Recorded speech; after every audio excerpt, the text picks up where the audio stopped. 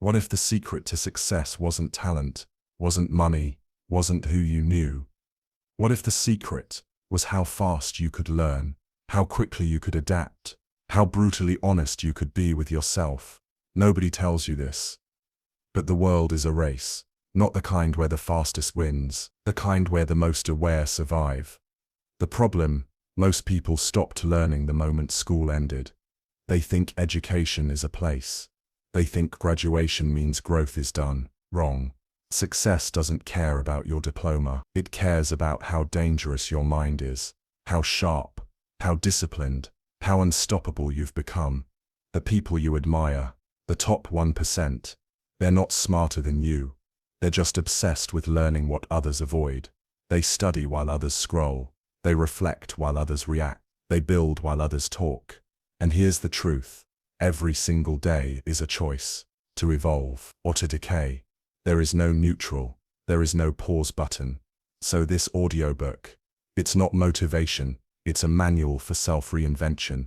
It's the blueprint for building a mind that never stops growing. Because if you educate yourself every day, you become the kind of person the world can't ignore. This is not for the lazy, not for the excuse makers, not for the I already know that crowd. This is for the obsessed, the relentless, the underestimated, the you that knows deep down, you've been playing small for too damn long. So buckle up, because after this, you'll never look at learning the same way again. Chapter 1. The one habit that separates the winners from the forgotten. What if the reason you feel stuck is because your mind hasn't grown in years? Let's be real. Most people stopped learning the day they left school. They thought the hard part was over, that life would reward them just for showing up. Wrong. Life doesn't reward showing up. It rewards showing up better. Here's the contrast no one likes to talk about. Two people, same age, same job, same income, but fast forward 5 years. One owns the company, the other's still punching the clock. One bought courses, listened to podcasts, learned every single day like their life depended on it. The other watched Netflix, scrolled Instagram, argued on Twitter, and now they wonder why their life looks the same. Here's the brutal truth. If your mind isn't evolving, your problems are repeating. Most people aren't living, they're looping. Same thoughts, same beliefs, same excuses. You can't build a new life with the same old mind. That's why the 1% treat learning like oxygen. They don't fit it in, they build around it. They know one powerful truth. You are always either educating yourself or being educated by your environment. Let that sink in, because the world is trying to teach you something too. Consume, complain, stay safe, blend in, don't stand out. That's the curriculum of average, and most people are A+ students in it. But you, if you're listening to this, you already know you're meant for more. So let me say this straight. Your growth is your responsibility, period. Not your parents, not your boss, not your school, yours. And the moment you take that responsibility personally, everything changes. Because most people will go an entire year and never read a single book. But they'll binge 8 seasons of a show they won't even remember. They'll say they're too tired to study, but not too tired to scroll for 3 hours straight. You want to win? Then you need to outlearn everyone around you. That's it. That's the edge. Information X execution E transformation. Let me give it to you straight. If you're not learning something every day, you're making slower decisions, repeating the same mistakes, reacting instead of anticipating, doubting yourself more, earning less. Learning isn't nice to have. It's life support for your evolution. But let's go deeper, because this isn't just about reading books. It's about building a mind that can adapt fast. The world is changing by the minute. If you're not learning, you're falling behind. Not because others are smarter, but because they're training their minds like athletes. Every day, every rep, every hour spent learning builds momentum. But most people quit before the compound effect kicks in. They want fast results. They want one secret. They want motivation in a bottle. They don't want to do the boring stuff. And that's why they lose. Here's what winners know. That repetition beats intensity. Learn every day, even if it's just for 30 minutes. It stacks, and eventually it explodes. They don't wait for inspiration. They engineer it. They build systems around learning like a religion. Morning routines, note-taking rituals, reflection time, implementation days. They know if they can install the habit of self-education, they can do anything. Because here's the reality: knowledge is the new money. You don't get paid for effort. You get paid for clarity. And clarity comes from learning. The world pays people who can think clearly under pressure, who can solve problems nobody else can, who can connect dots that others don't see. And you don't get that from scrolling TikTok. You get that from studying, from reading, from reflecting, from breaking your brain and rebuilding it stronger.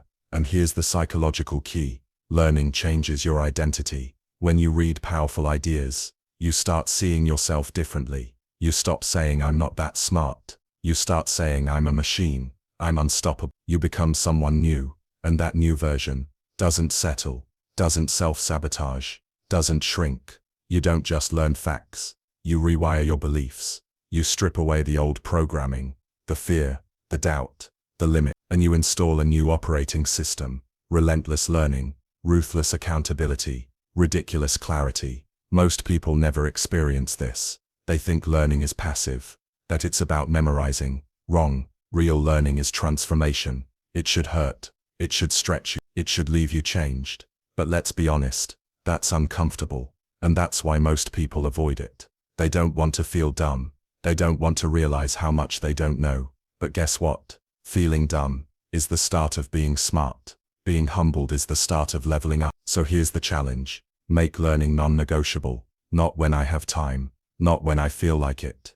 Every single day, wake up and read. Take notes after podcast. Reflect at night. Journal your thoughts. Test your ideas. Fail. Tweak. Grow. Because this is how transformation happens. One page at a time. One insight at a time. One lesson burned into your mind at a time.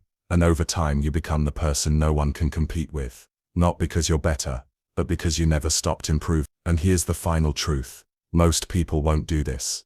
They'll hear this chapter and nod, then go right back to autopilot, right back to excuses, right back to scrolling. But not you, because if you've made it this far, you're different. You're not looking for comfort, you're looking for clarity. You're not addicted to motivation, you're addicted to evolution. You're not just listening to a book, you're taking notes for war. This is your edge. Use it, sharpen it, live it, and never ever forget: the people who win educate themselves every day. The people who lose wait for someone else to teach them. Be the former, not the latter. The world's already noisy. Don't be another echo. Be a weapon. Be the signal. Be unstoppable. Chapter 2: The Harsh Truth About Comfort and Mediocrity. Most people don't fail because they're incapable. They fail because they got comfortable. Comfort is the silent killer. It doesn't punch you in the face. It wraps you in warmth. It whispers, "You're fine," while life passes you by. Nobody tells you this, but mediocrity doesn't feel bad at first. It feels easy. It feels safe. It feels like rest. And then one day, it feels like regret. Here's what most people never understand: comfort doesn't stay neutral. It becomes a trap. The longer you stay in it, the harder it is to move. Your mind softens. Your edge dulls. And before you realize it, you've become a watered-down version of who you could have been. You scroll instead of study. You sleep in instead of show up. You say maybe later instead of right now. And you justify it. You tell yourself you deserve it. You worked hard yesterday. You'll go harder tomorrow. But here's the truth: there's no such thing as staying the same. You're either growing or decaying. You're either pushing forward or drifting backward. Most people are drifting, and the scariest part, they don't even notice, because society rewards comfort. It sells it to you. It builds products around it. It packages mediocrity in convenience. And every time you choose comfort, you get further from greatness, but closer to average. Nobody wakes up and says, "I want to be mediocre." But mediocrity doesn't ask permission. It shows up the moment you stop fighting for more. You want to know why the top 1% win? It's not because they're fearless. It's because they're willing to feel discomfort every single day. They don't avoid the pain of growth. They invite it. They understand that growth isn't pretty. It's gritty. It's lonely. It's full of doubt and sacrifice. But it's also where life begins to change.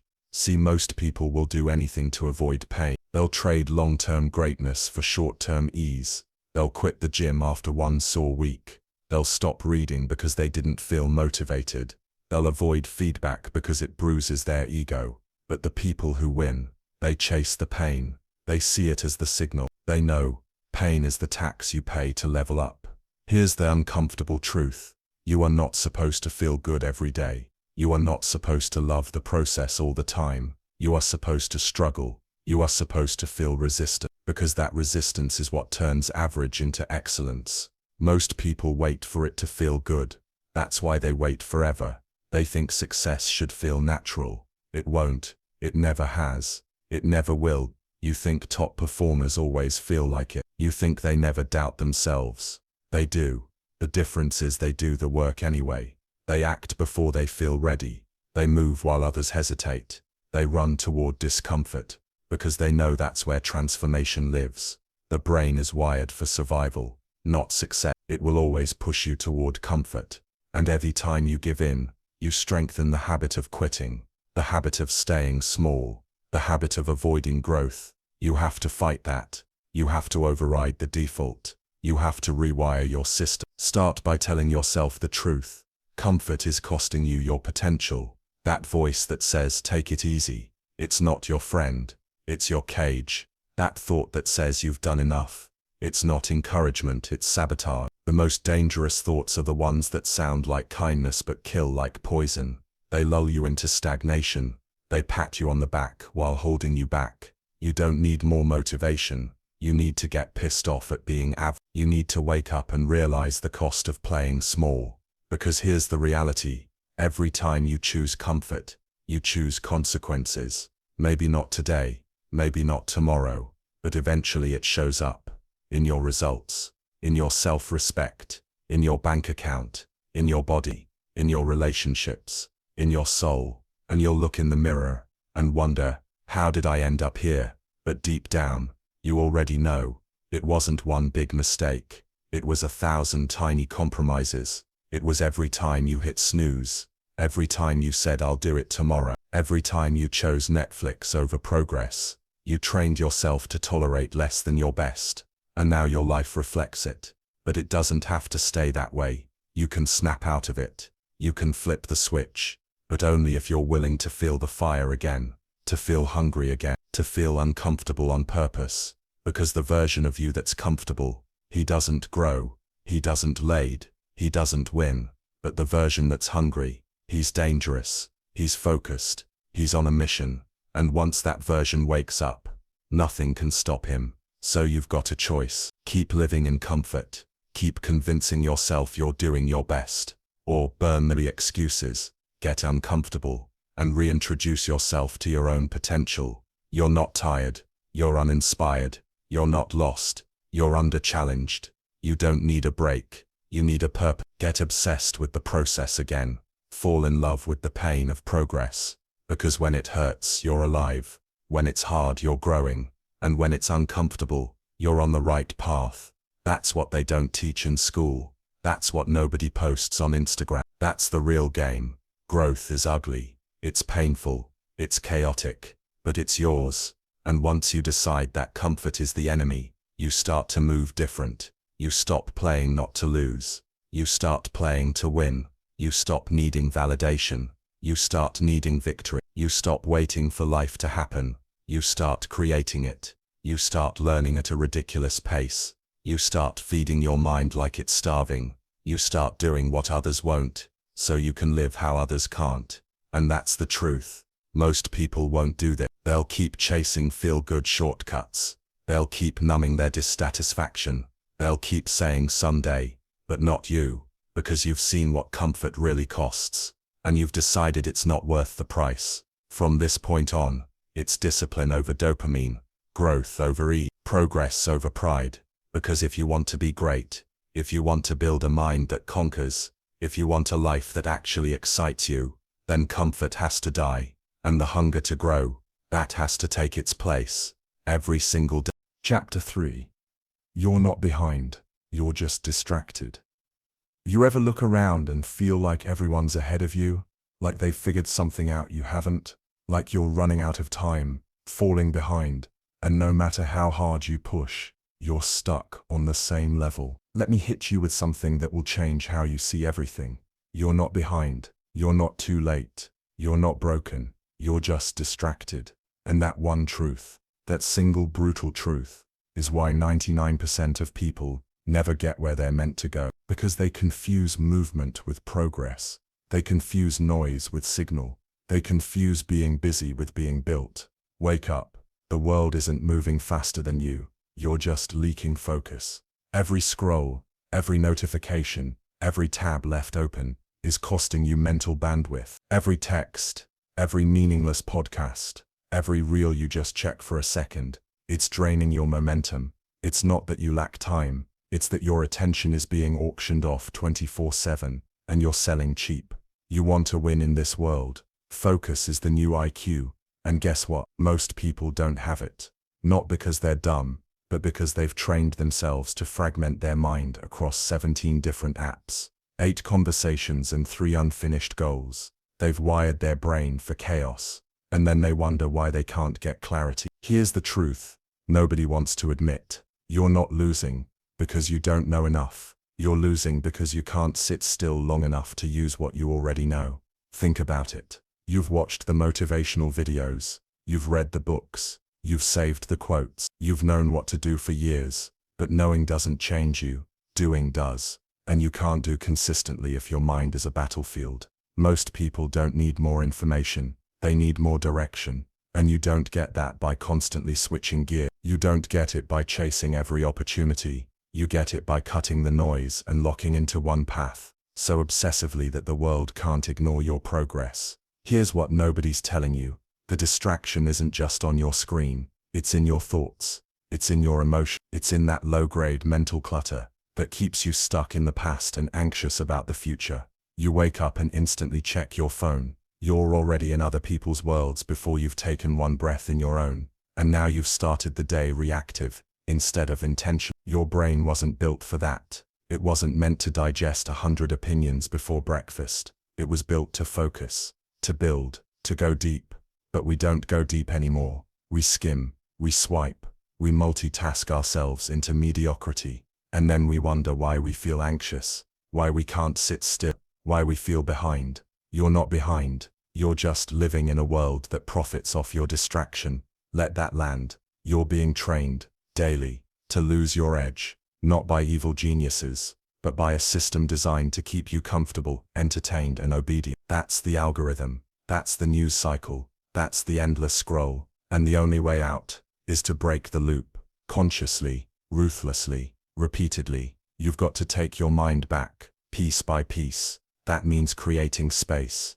That means silencing the noise. That means deleting what doesn't build you. That means living with intention, not convenience. Most people can't do that. They're too addicted. Addicted to the dopamine. Addicted to the drama.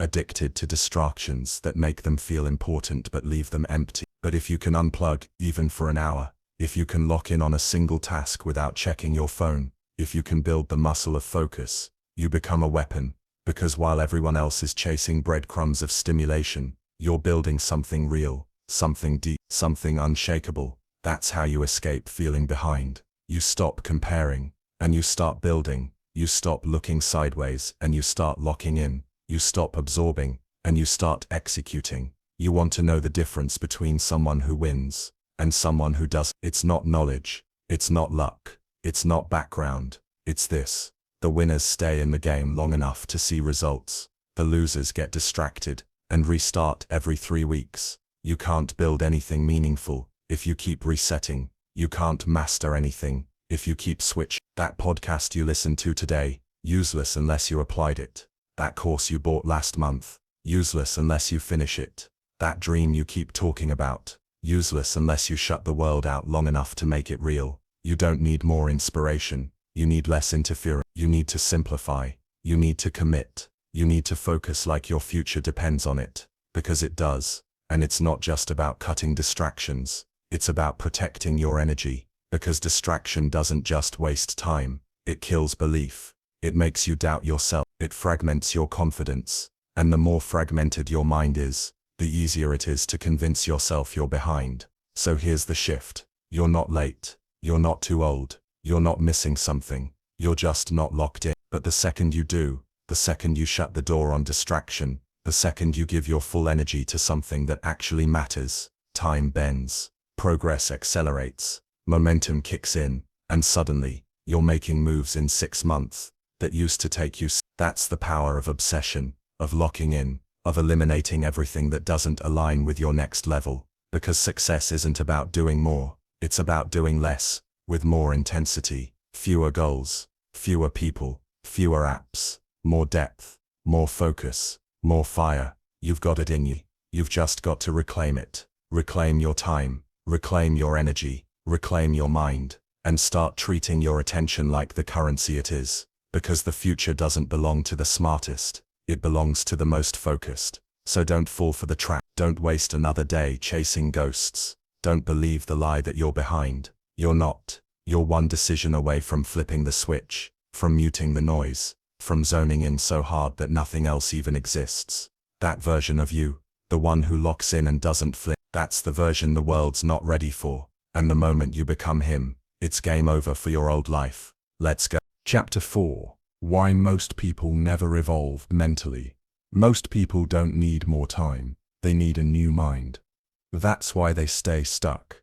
Because the thoughts that got them here are the same ones running their life every single day, and they don't even realize it. You can change your clothes, change your job, change your goals. But if you never upgrade the way you think, nothing actually changes. You keep making the same decisions, reacting the same way, falling into the same patterns, and you start to believe this is just who I am. No, that's just who you've practiced being. The real reason most people never evolve mentally, because mental growth is uncomfortable. It forces you to confront things about yourself that you've been avoiding for years. It makes you realize how much of your life has been built on autopilot. How much of your thinking isn't even yours. You've been running old software, programs you inherited from your parents, from your past, from the world, beliefs you didn't choose, ideas you never questioned, and every day you replay them, you stay stuck in a loop. And loops don't build legacy. Here's the thing, mental evolution doesn't happen through motivation. It happens through friction, through wrestling with new ideas, through pressure, through discipline, through realizing that everything you believe could be wrong, and still choosing to grow anyway. Most people won't do that, because ego gets in the way. They want to be right more than they want to be free. They'd rather defend their limits than destroy them. So they stay small, not because they're weak, but because they're unwilling to admit there's another level. You know what keeps people average? Certainty. They get one idea about who they are, and then spend the rest of their life proving it true. I'm not a reader. I'm bad with money. I'm just not that confident.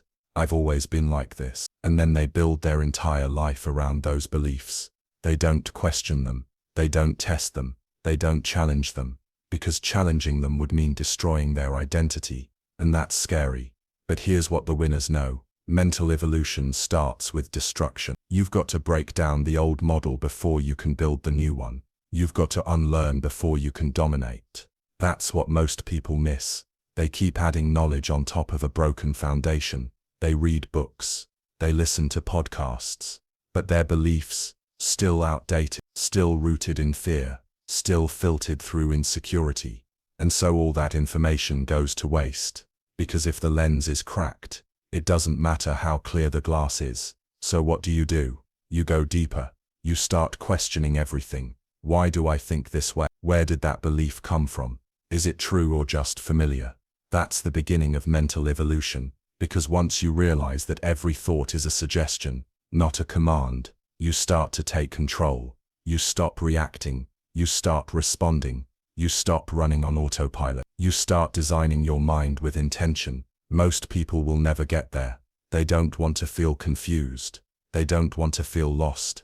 They don't want to feel like a beginner again. But that's what real growth is. Feeling lost, confused, and like a beginner, and still choosing to show up. It's uncomfortable. It's disorienting. It's messy. But on the other side, power, clarity, control. you become dangerous, because now you're not thinking like who you were, you're thinking like who you want to become. And that shift, that tiny internal rebellion, is where mental evolution takes off. Let me break it to you this way. Your current mindset is a cage. It's built from fear, from trauma, from repetition, and the only way out is to burn it down. That means reprogramming.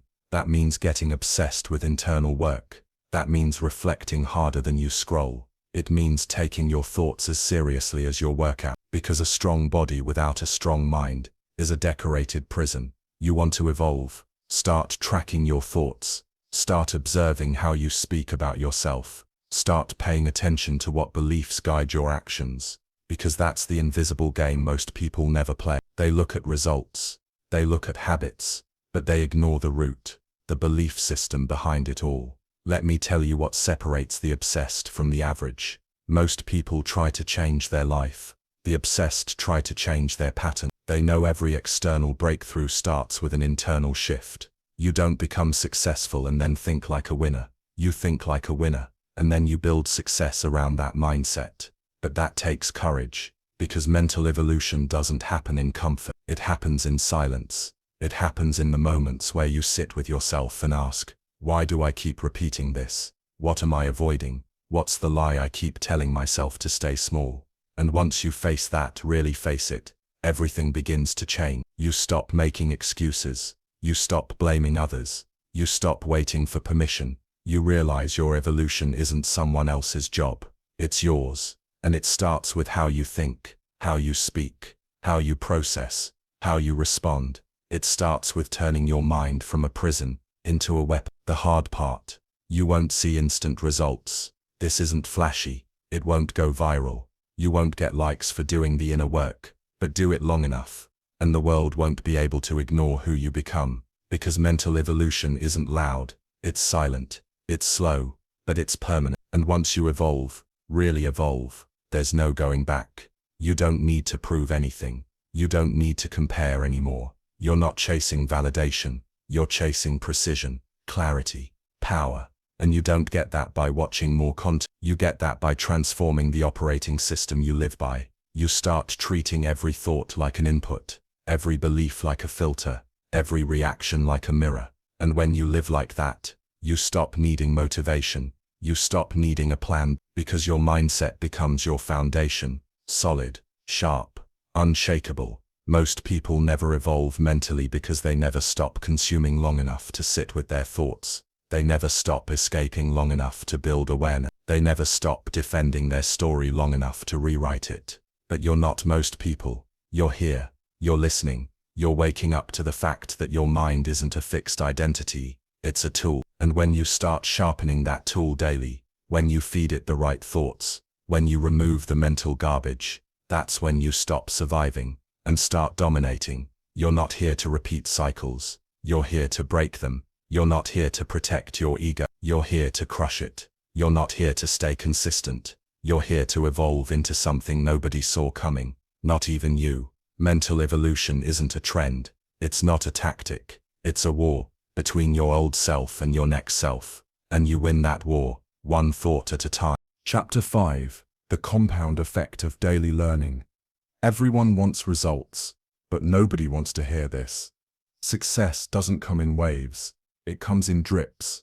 One page, one lesson, one uncomfortable realization at a time. The people at the top, they didn't get there from one big decision. They got there by compounding small ones, relentlessly. Every day they chose to learn. Whole day they sharpened their edge. Every day they fed their mind instead of numbing it. And here's the truth no one wants to accept. The compound effect doesn't care how motivated you feel. It doesn't care if you're tired. It doesn't care if you had a bad day. It just asks, did you show up today? Most people won't, because they're addicted to the illusion of progress. They want fireworks. They want dopamine. They want overnight transformations. But the real game, it's boring, it's quiet, it's unsexy. And that's exactly why it works. You won't notice it after one day, or 1 week, maybe not even after a month. But one day you'll wake up and realize you're not the same. You think faster, You speak with more clarity. You move with more conviction. You walk into rooms and know you belong. Why? Because every day, while everyone else was distracted, you were building.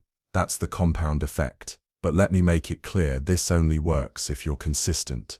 If you treat learning like brushing your teeth, like showing up to the gym, like eating to stay alive. Because that's what learning really is. Mental fuel. And most people are starving. They consume, sure. They watch reels. They click headlines. They read the first 2 paragraphs and feel smart. But they don't absorb.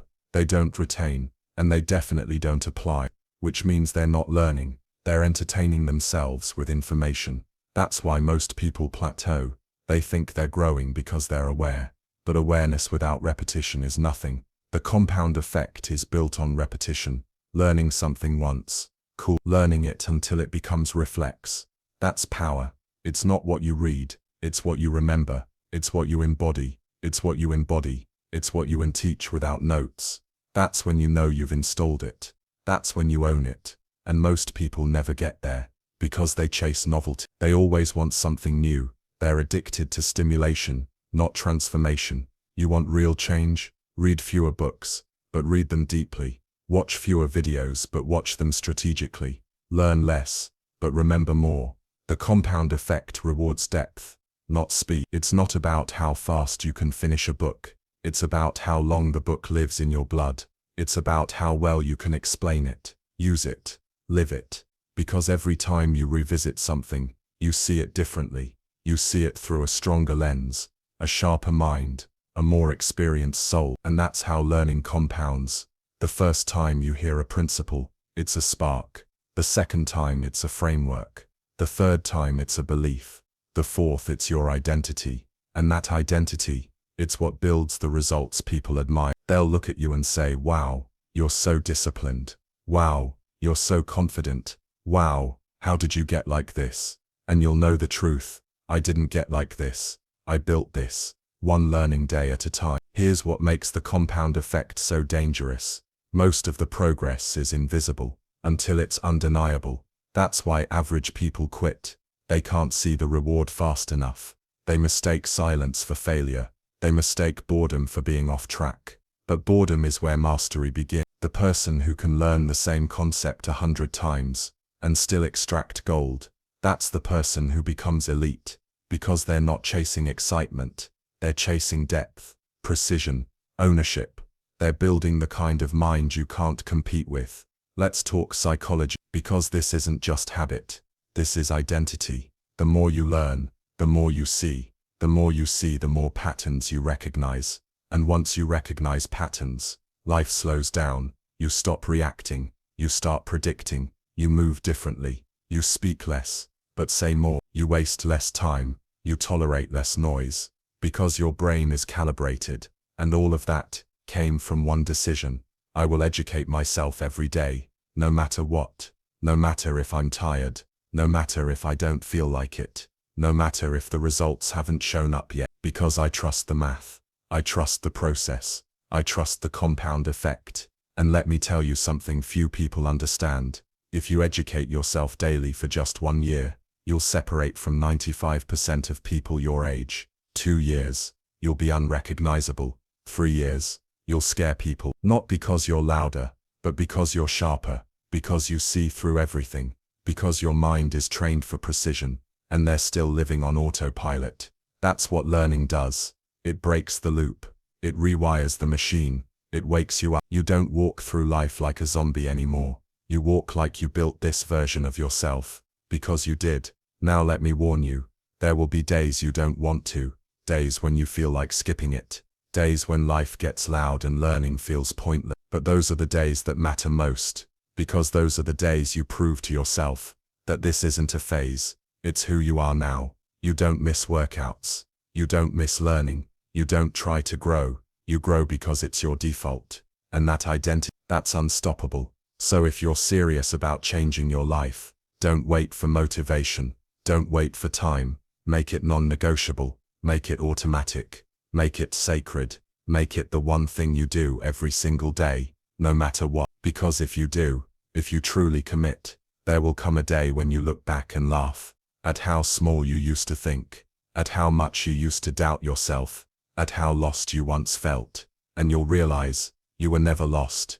You were just underdeveloped. The seeds were always there. You just had to water them every day. That's what the compound effect is. That's what daily learning gives you. Not magic, not hype, mastery. Chapter 6. Upgrade your input. Upgrade your life. Your mind is not neutral. It's not some passive sponge. It's a filter, a processor, a weapon. And what you feed it, every word, every video, every conversation, either sharpens it or dulls it. So here's the brutal truth. If your life feels stuck, it's because your input is weak. Your thoughts are echoes. Your beliefs, hand-me-downs. You've been consuming the equivalent of fast food for your brain and you're shocked it's underperforming. Don't be. You are what you consume, not just physically, mentally, spiritually, emotionally. You become the words you hear on repeat, the voices you follow, the environments you tolerate. Your input becomes your identity. Your identity becomes your decisions, and your decisions shape everything. So if you want a different life, don't start with goals. Start with what you let in. Start with who you listen to. Start with what you read. Start with what you tolerate in your feed, your ears, your circle, your mirror. Because here's what nobody says out loud. You can't think like a beast if you're feeding on trash. That 15-second TikTok hit, that gossip-filled group chat, that podcast full of vague platitudes and recycled ideas. It's noise, it's static, it's pollution. And if you live in pollution long enough, you forget what clean air feels like. You think your anxiety is random. You think your lack of drive is just who you are. You think your indecision is a flaw. It's not. It's input poisoning. It's mental malnutrition. And the only cure: better inputs. You don't need more motivation. You need a content audit, a conversation audit, an identity detox. Ask yourself, what am I feeding my mind today? Who did I listen to? What energy did I absorb? Did it elevate me or drain me? Did it push me forward or distract me? Because the difference between the top 1% and everyone else, they treat their mind like a fortress. No junk gets in. No weak energy survives. No average ideas are entertained. They curate their world like their life depends on it. Because it does. They don't just read books. They study weapons. They don't just watch content. They analyze threats. They don't just hang out. They protect their space like warriors. Because they understand every input is either programming you or empowering you. Every single one. That podcast you're listening to, does it give you frameworks or fluff? That person you follow, are they living proof or just loud? That quote you reposted, did it shift your behavior or just sound good? Most people don't think this way. They let anything in. They scroll through mental garbage all day, then complain about lack of clarity.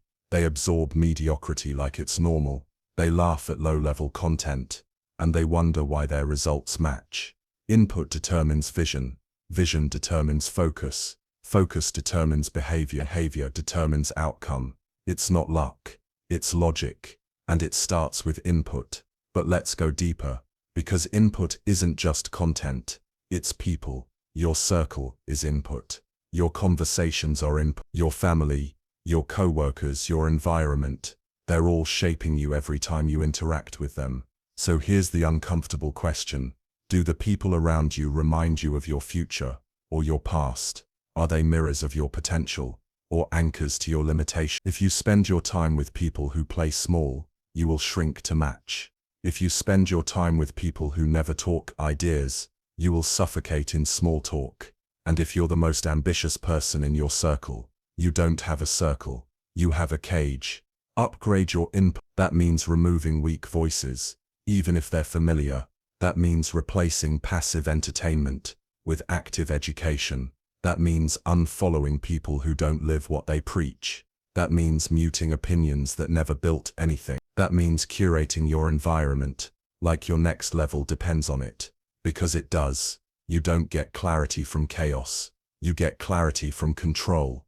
Control what you consume and you take back your power. And no, This isn't about being perfect. This is about being intentional. You can still laugh. You can still relax. But don't confuse escape with input. Don't confuse amusement with growth. Don't confuse connection with progress. Be ruthless with your filters. Be obsessed with your feed. Be surgical with your sources. Because the wrong input doesn't just delay you, it reprograms you without your permission. And if you don't curate your content, the algorithm will. If you don't choose your mentors, the masses will. If you don't build your identity, the noise will hand you one. So here's your challenge. Every single day, consume something that stretches you, a book that breaks your assumptions, a lecture that forces you to pause, a podcast that gives you strategy, not fluff. Every single week, audit your inputs, ask what added value and what needs to go, and every single month, replace something weak with something weaponized. That could mean upgrading your YouTube queue. That could mean removing a negative friend. That could mean leaving a group that keeps you soft. That could mean revisiting a book you weren't ready for the first time. But do it, because input isn't just about information, it's about immersion. When you immerse your mind in greatness, when your thoughts are built on solid frameworks, when your beliefs are reinforced by constant truth, you move different. You start to speak clearer, decide fast, execute harder. You start attracting opportunities instead of chasing them. You start becoming undeniable, and people will ask you, bro, what changed? Everything. Because your input changed. And when input changes, everything follows. Your confidence, your energy, your results, your life. So remember this forever. If you don't like the output of your life, start with the input. Chapter 7. Rewire your identity through knowledge. Your life will never rise higher than your identity. Not your motivation, not your hustle, not your goals. Your identity sets the ceiling. And here's what nobody tells you. Your identity isn't fixed. It's not something you're born with. It's something you build. And knowledge is the blueprint. Most people are stuck because they're trying to change their life without changing the person living it. They go to the gym, they build habits, they set goals, but deep down, they still see themselves as the same person they've always been. And no matter what they try, that internal image always pulls them back. Because you can't outwork identity, you can't outperform your self-image. You'll sabotage anything that doesn't match the person you believe you are. That's why the most powerful thing you can ever do is educate yourself until your old identity becomes impossible to believe in. That's how you rewire it, through exposure to better ideas, to deeper truth, to a higher standard of self. See, most people think identity is formed through experience. But experience is limited. If you only learn from experience, you'll grow slow, because your experiences are small compared to what's possible. The shortcut, knowledge.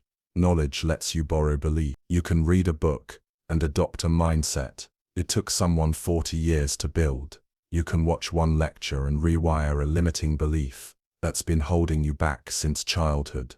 You can hear one sentence that makes you realize, I'm not broken, I'm just untrained. That's the power of input. That's the power of education. That's the power of repetition. When you flood your brain with better ideas, when you saturate your mind with proof of who you could be, when you stop feeding your old identity and start starving it, it dies. And what's left? A version of you that thinks bigger, moves faster, speaks bolder, acts like they belong in the rooms that once made them feel small. That's not luck. That's not ego. That's identity built through daily knowledge. But here's where it gets hard. Your old self will fight back. Every time you try to level up, the past version of you will show up. With doubt, with excuses, with stories like, I'm not that kind of person. I've never done this before. This feels fake. But that's not the real you. That's the familiar you, the practiced you, the programmed you. And it's not permanent. It's just loud. So how do you silence it? You bury it in better truths. You overwhelm it with evidence. You feed your brain so much certainty, so much clarity, so much direction, that the old voice gets drowned out. You don't fight your identity by willpower. You replace it with something stronger. That's why learning every day matters. Because every new idea is a brick. Every new belief is a building block.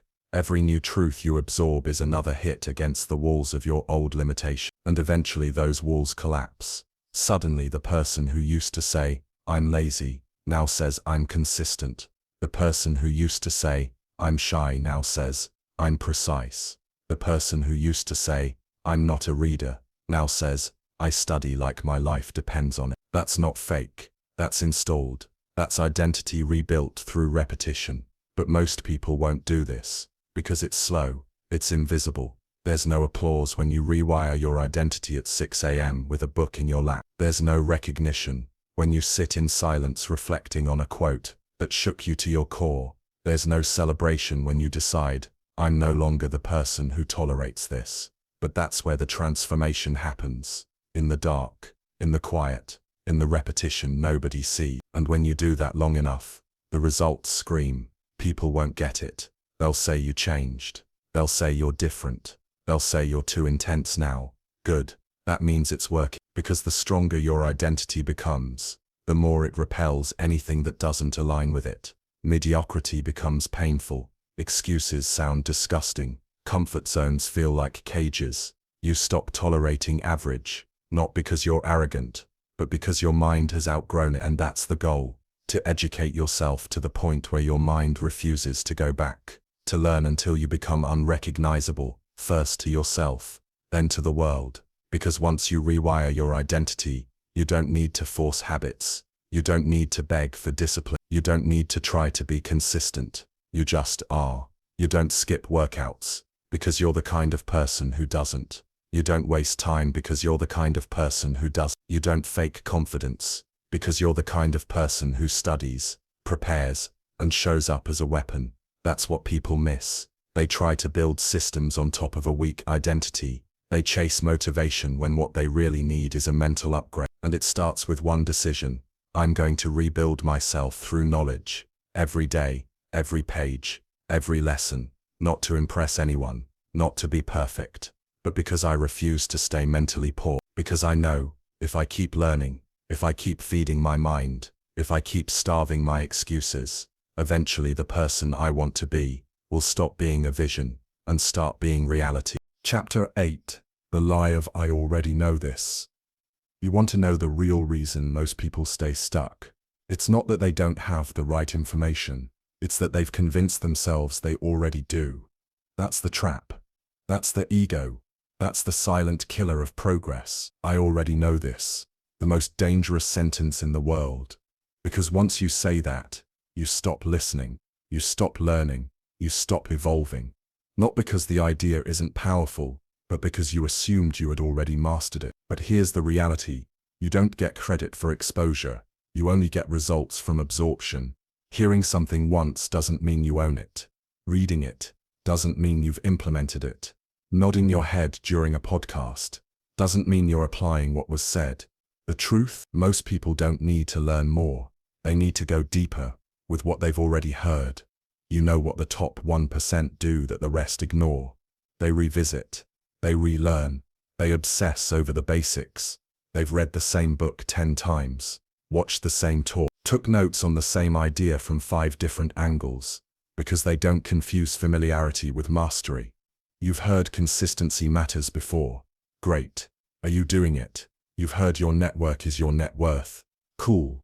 Who did you cut off this month that's holding you back? You've heard discipline over motivation. Perfect. Then why do you still wait until you feel ready? See the pattern. You don't need a new quote. You need to actually live the truth you already know. Because real mastery isn't in knowing. It's in repetition. It's in integration. It's in applying a principle until it becomes part of your operating system. Most people are addicted to novelty. They want the next big thing, the next tactic, the next mindset hack. But the elite, they know, repetition is the flex. The average mindset gets bored with the truth. The world-class mindset gets obsessed with it, because they understand this one law. Until you live it, you don't know it. You don't know wake up early until it's a habit. You don't know cut distractions until your phone isn't owning you. You don't know read daily until it's baked into your identity. The lie of "I already know this" is just another comfort blanket. It protects your ego. It makes you feel smart without requiring growth. It keeps you from confronting how little you've actually implemented. And most people love that. They love pretending to be further than they are. They love collecting quotes like trophies instead of tools. But not you, because you're not here to sound smart. You're here to be dangerous, to live with precision, to move like someone who's dialed in, not just informed. And the way you get there, revisit the foundations, relentlessly. You want sharper thinking, return to the basics. You want a stronger identity, reinforce the same truths daily. You want faster progress, stop chasing new, start installing deep. There are people making millions off of one principle, one insight, one framework, not because they learned it once, but because they learned it so deeply, so obsessively, so thoroughly, it became who they are. You think Kobe needed a new shooting drill every week? No, he drilled the same move 10,000 times. You think top performers switch strategies every month? No, they double down on the few things that work, until the world notices. That's how you build power. But the weak mind, it wants new because new is easy. New gives you the illusion of progress. New feeds your ego. Old truths. They expose your lack of discipline. They shine a light on the gap between what you say and how you live. So here's the challenge. Next time you catch yourself thinking, I already know this, stop, pause, ask yourself, am I living this at the highest level possible? And if not, then no, you don't know it. You're aware of it. That's it. But awareness is step one. It's the entry fee. The real work starts after that. So instead of seeking more, seek mastery. Instead of bragging about how many books you read, ask yourself, how many of them changed your behavior? Instead of looking for new tactics, ask, am I doing the basics flawlessly yet? You want to evolve far, then go slow, go deep, go hard, on the fundamentals.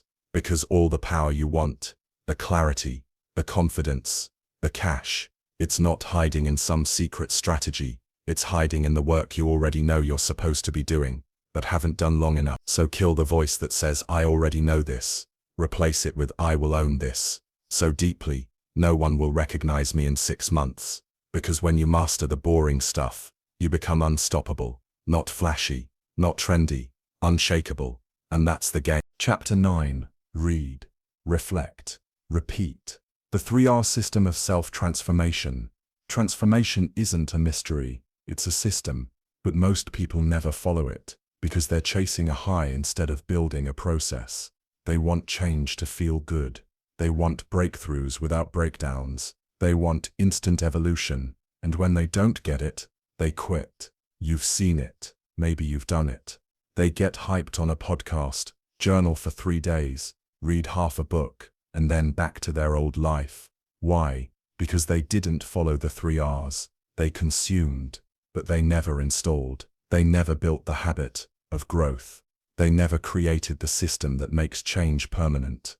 Here's the truth. Growth without process is temporary. Motivation fades. Habits break. Goals lose their shine.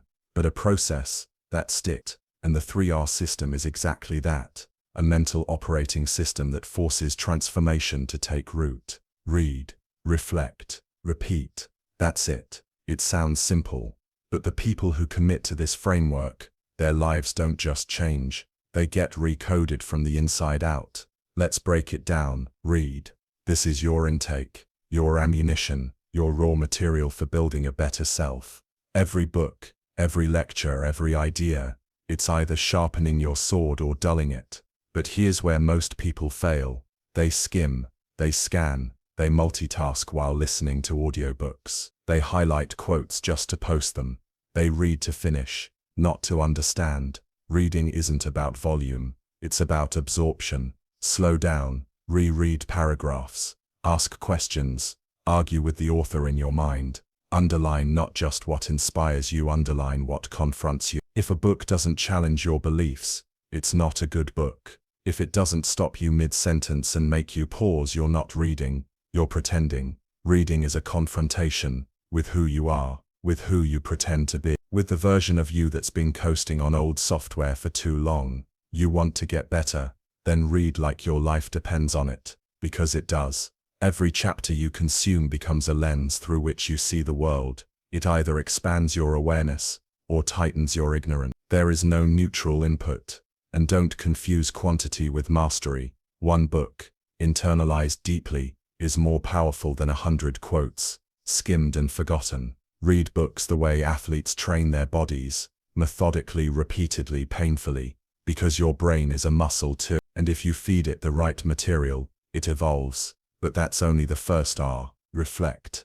This is where most people fall off. They read, they nod, they feel inspired, and then they move on. No pause, no tension, no digestion. That's not learning, that's entertainment. Reflection is what locks the lesson in.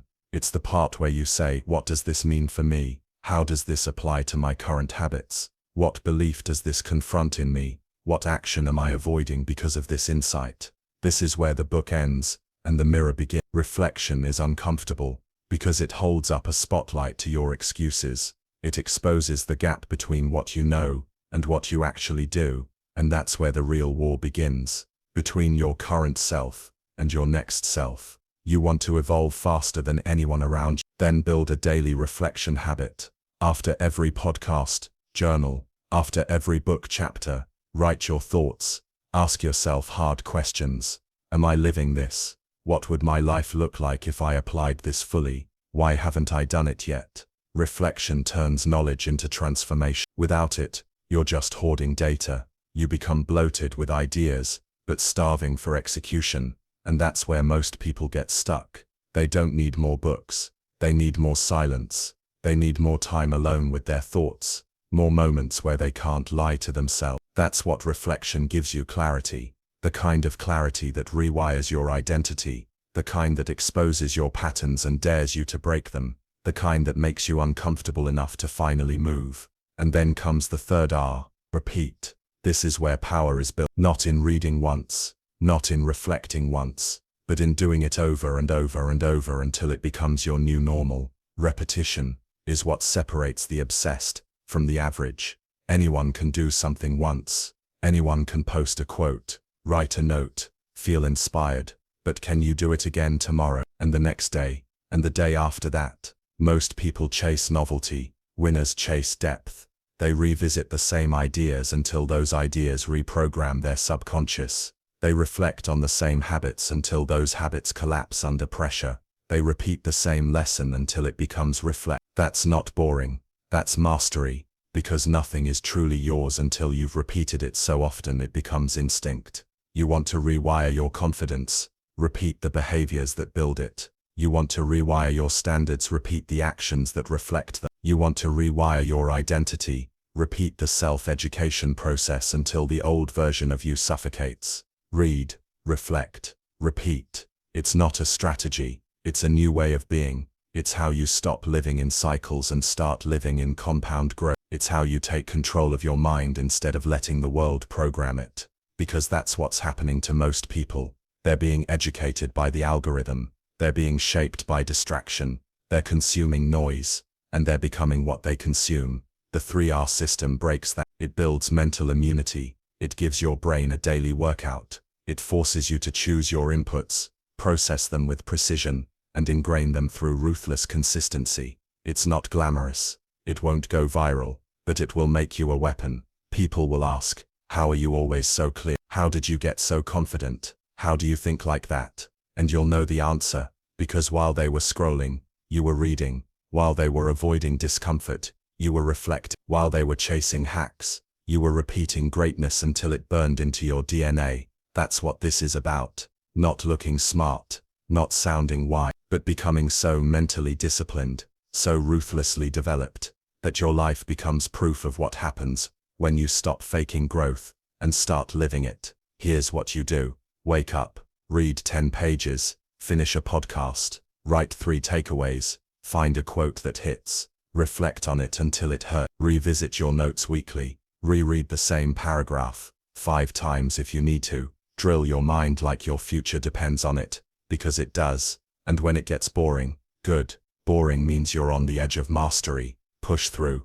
This system isn't complex. It's not magic. It's not hidden in a $5,000 course. It's ancient. It's primal. And it works. Read, reflect, repeat. Every day. No matter what. No matter how you feel. No matter what the world throws at you. Because the second you make this your foundation, your growth is no longer optional, it's inevitable.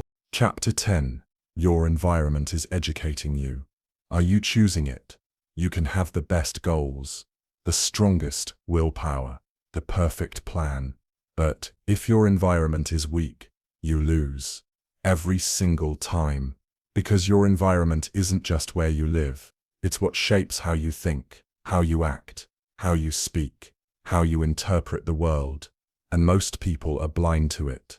They're walking through life influenced, conditioned, manipulated by everything around them, and they have no idea it's happening.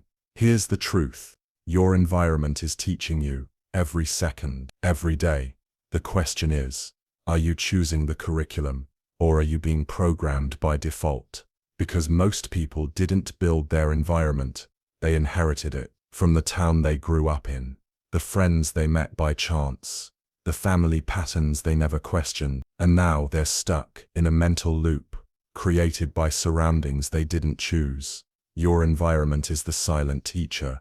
It tells you what's normal, what's acceptable, what success should look like, how big you're allowed to dream, what's realistic, what's possible, what's too much. And here's the kicker, you don't even notice it, because when you're in it, it just feels like life, like the way things are. But they're not. They're just the way things are here. You move to a new city, everything shifts. You join a new circle, your language upgrades. You sit in a room where everyone is smarter, sharper, richer. You don't shrink, you stretch, because proximity rewires psychology.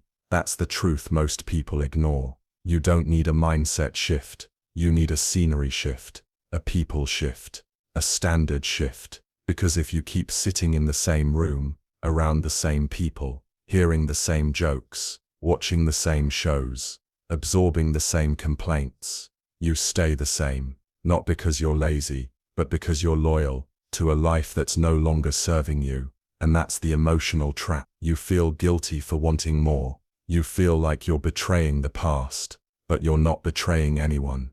You're choosing yourself, and you have to, because your future depends on it. Look around right now. What's on your walls? What's in your feed? Who texts you the most? What do you hear in the first hour of your day? What energy do you go to sleep in? That's your environment, and every inch of it is either building your future or reinforcing your limits. Your environment is either a lab for evolution or a loop for repetition. There's no mid, and if you're serious about self-development, you have to go all the way in. That means curating everything. The books on your shelf, the voices in your ears, the people in your life, the sounds in your space, the lighting in your room, the energy in your phone. Because if you don't control your environment, it controls you. Let me give it to you straight. You can't out-discipline a toxic environment. You can't out-read a draining circle. You can't out-meditate a household that's addicted to chaos. You will always default to the norms of the people around you. So the solution isn't to work harder, it's to design better. You need to engineer your space for growth. You need to build a system where the path of least resistance is programmed. That means removing friction between you and the habits that build you. Put the book where your phone used to be. Put a whiteboard in your bedroom. Play audiobooks in the shower. Turn your workspace into a launch pad, not a lounge. And just as important, subtract what drags you down. Unfollow anyone who's not aligned with your mission. Leave the group chat full of small talk. Say no to the event that distracts you from your routine. Decline the call that starts with gossip and ends with nothing. Because here's the law. Your environment isn't neutral. It's either elevating you or exhausting you. And if you don't take control of it, it will quietly shape your future in ways you'll regret when it's too late. Most people never build their dream life because they're stuck protecting the one they settled for. They want change, but they keep the same environment. That's like trying to heal in the same place that broke you.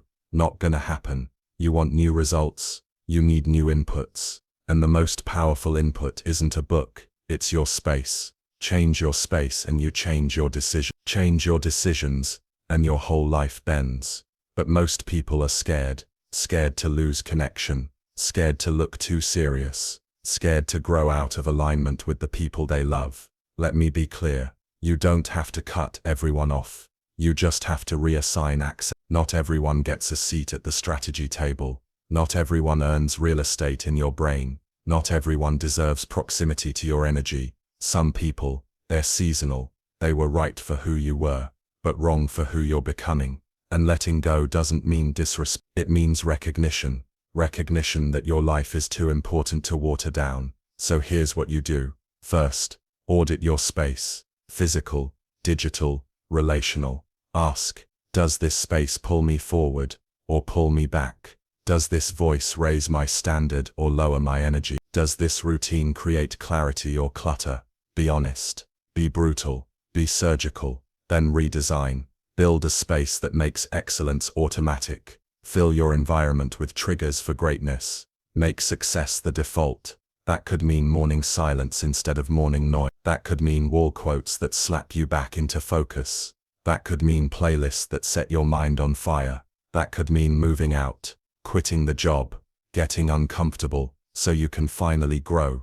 Because most people say they want change, but they're still addicted to comfort, and comfort is always tied to your environment. Familiarity, predictability, nostalgia, but the future doesn't live in nostalgia. It lives in design, and design is a choice, so make it. Choose every part of your environment with the same intensity you build your goal, because a weak environment will kill the strongest goal, but a powerful environment, it makes execution effortless. Focus becomes natural, discipline becomes easy, success becomes inevitable, and that's what we're after.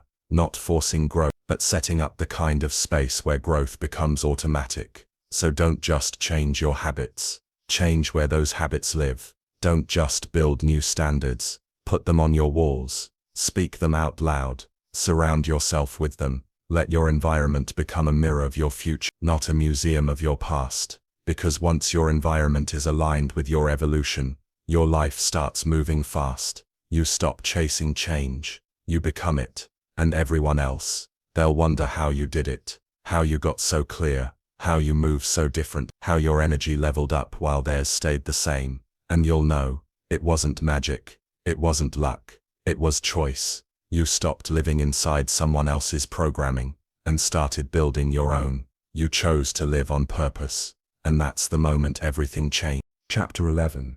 The Discipline to Learn. When nobody's watching. This is the part nobody glamorizes. No lights, no cameras, no applause, just you and the decision to show up.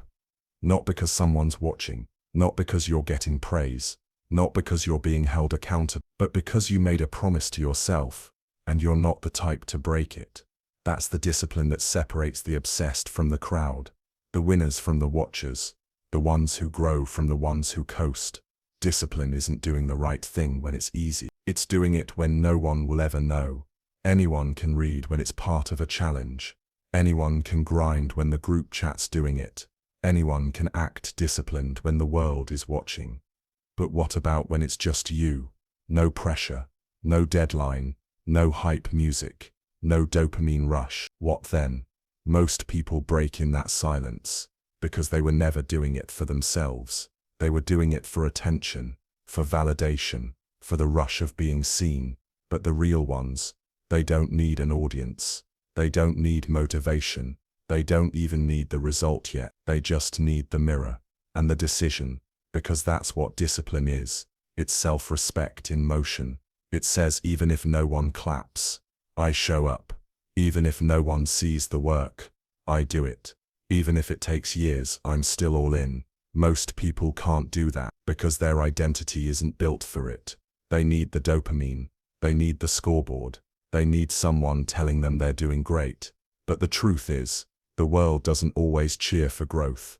It doesn't always reward the right thing. And if your progress depends on being seen, you're not growing, you're performing, and performance fades.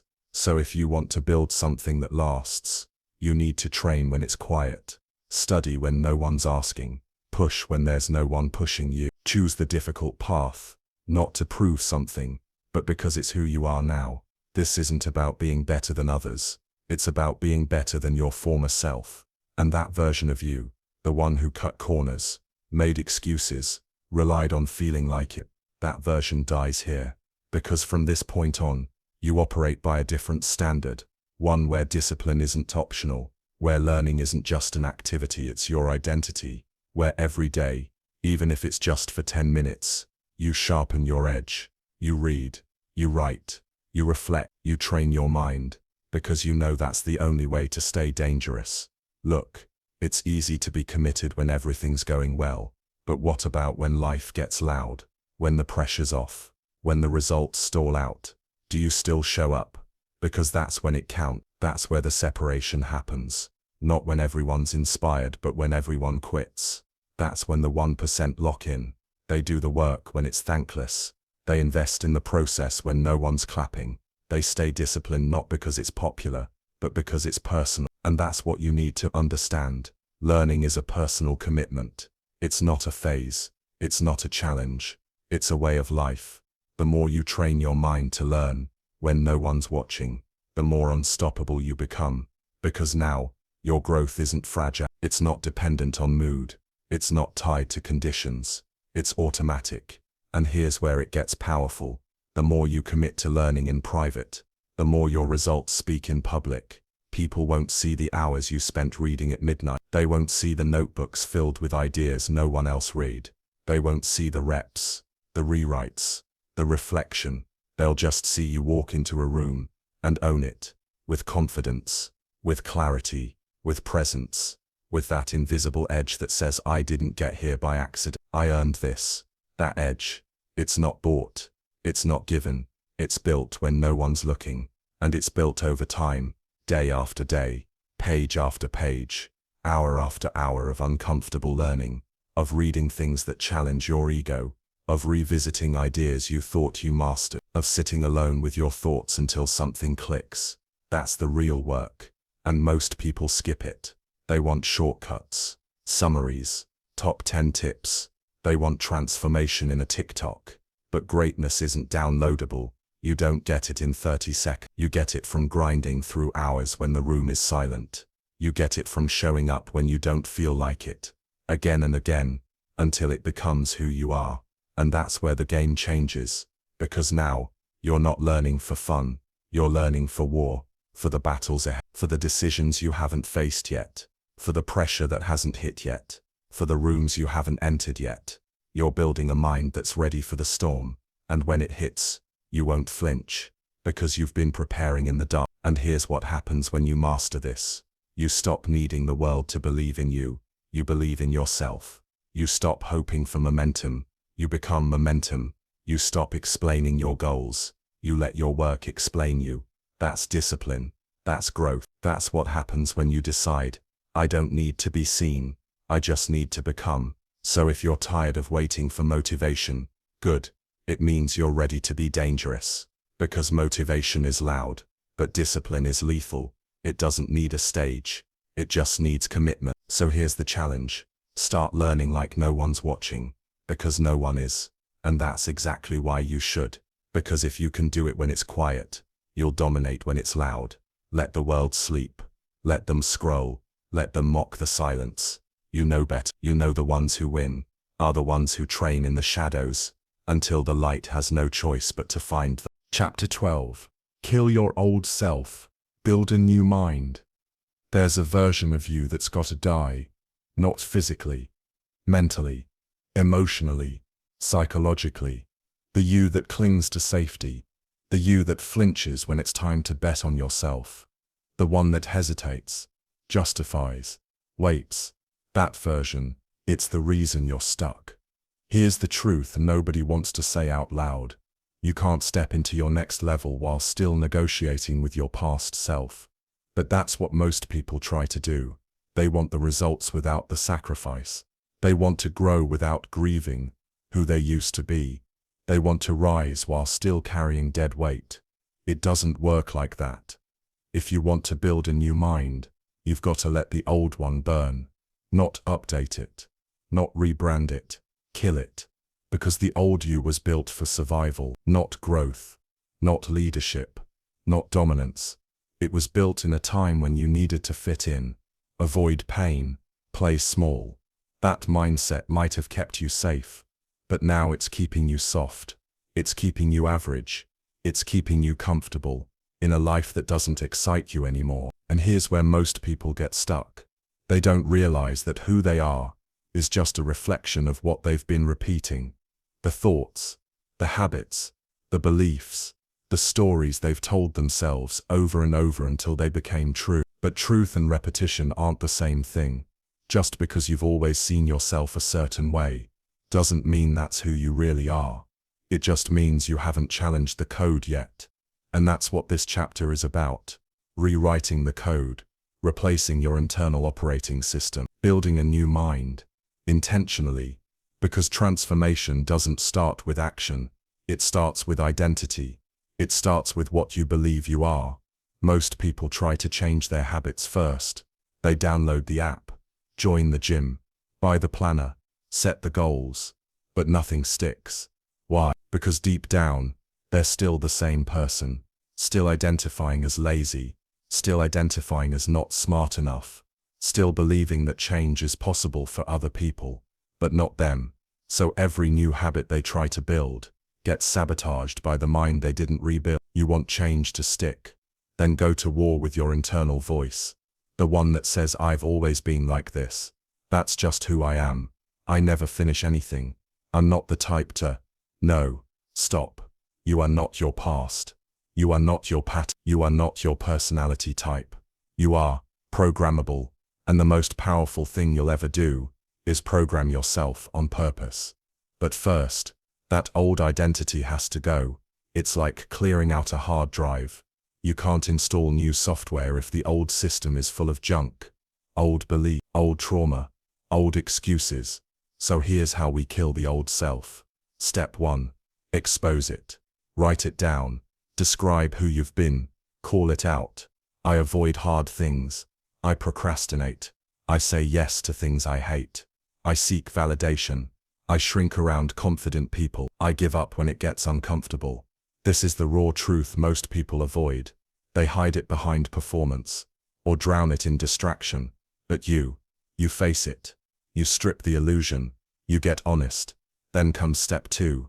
Detach from it. That version of you. It's not you. It's a result, a product, a reflection of your past environment, your inputs, your habits. And just like a costume, you can take it off. You don't owe loyalty to your limitations. You don't have to keep being who you've always been. And the second you realize that, you get power back. You don't say this is who I am.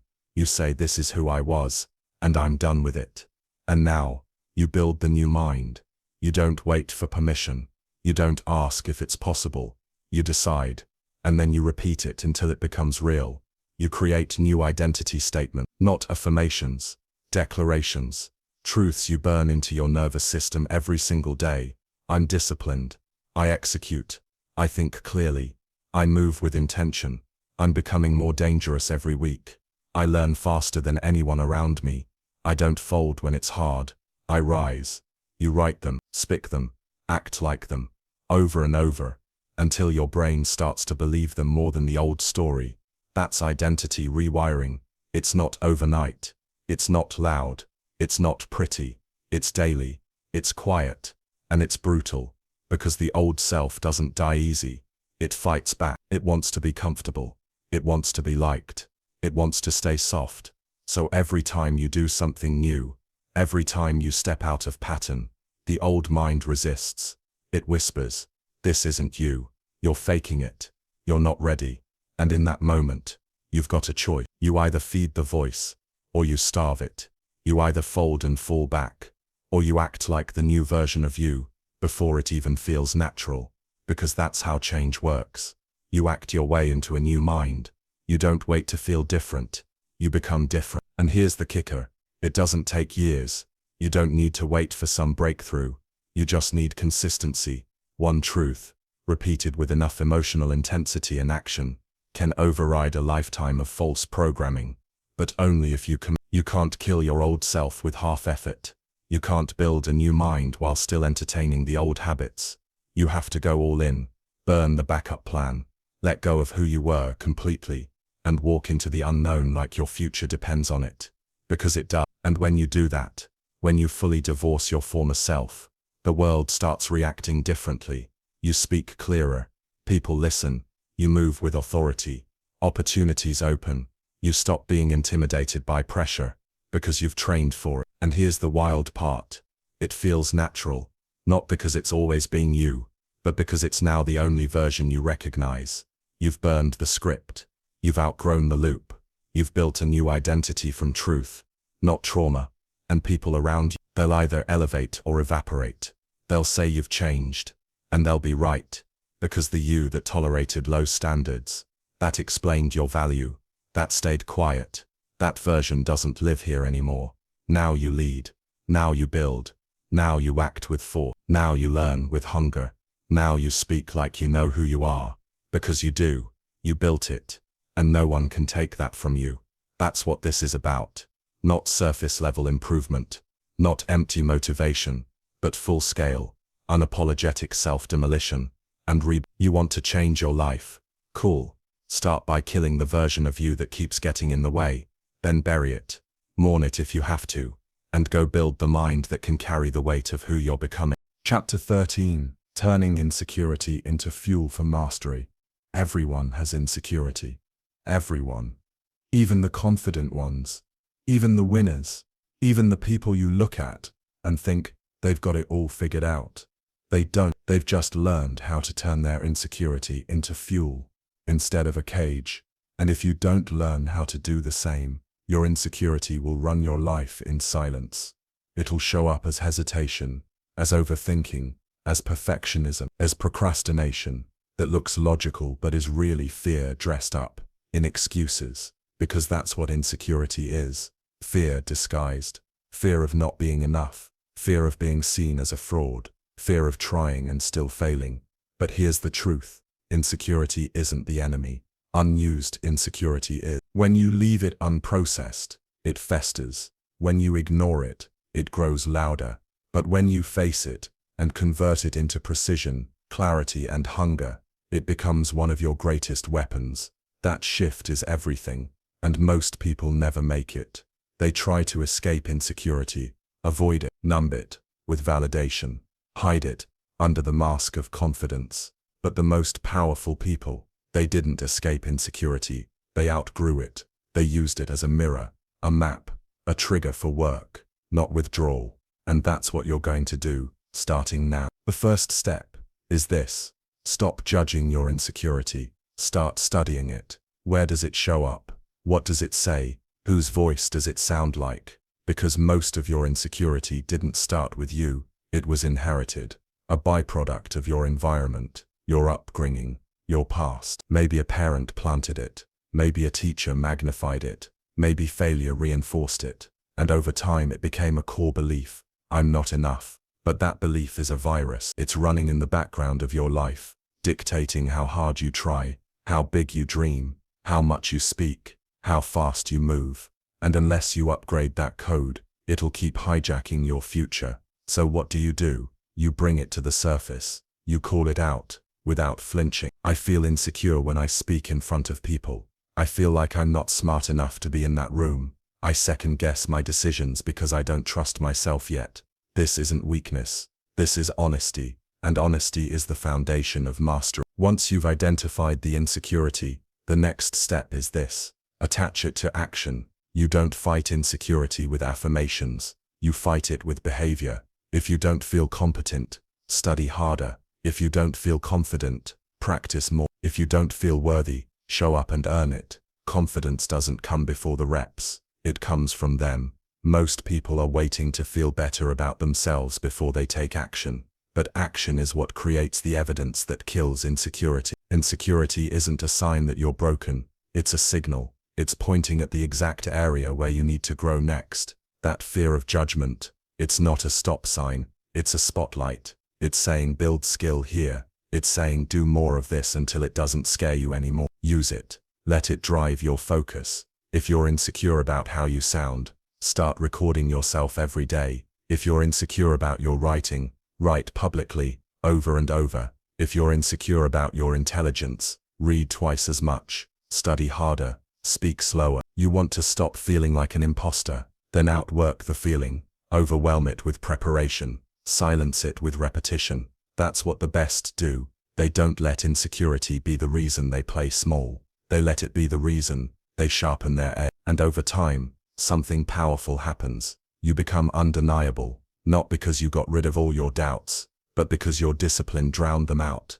Here's the shift. Stop asking, how do I get rid of insecurity? Start asking, how can I weaponize it? Because insecurity is energy, unfocused. It'll destroy you. Laser focused. It'll rebuild you. Think about the most intense moments of your life. The pressure, the fear, the self-doubt that made your chest heavy. You survived them. You adapted. You leveled up. That's proof. You didn't need to feel ready. You just needed to move through it. And now, you train yourself to do that, on purpose. Every time the voice of insecurity shows up, you use it as a call to action, not a reason to retreat. It says you're not qualified. You get qualified. It says you don't belong. You study until you own the room. It says you might fail. You double down, and you fail forward. This is how real self-belief is built. Not from blind optimism, not from likes and compliments, but from blood, sweat and rep. From using the thing that once made you feel small, to become unstoppable. And here's the kicker. The more you do this, the more your identity shifts. You stop seeing yourself as someone who's working through stuff. You start seeing yourself as someone who's working through stuff. You start seeing yourself as someone who uses everything, even insecurity. You don't shrink from discomfort. You move toward it. You don't flinch at judgment. You expect it. You don't collapse when the doubt creeps in. You lean in harder, because now, you've got the mindset of a weapon, a technician, a strategy. You know that insecurity isn't something to avoid. It's feedback. It's data. It's emotional intelligence wrapped in discomfort, and you use it to dominate. Let's get practical. Start keeping a journal, called Insecurity Triggers. Track the moments when you feel small. Note what happened, what thoughts came up, where you felt it in your body. Then, design a response. Feel unqualified. List the 3 skills you need to sharpen. Build a 30-day skill plan. Get obsessed. Feel out of place socially. Join new environments. Expose yourself. Learn to lead in the silent. Feel insecure about your body, your voice, your presence. Don't run from mirrors. Stand in front of them until you start changing the reflection.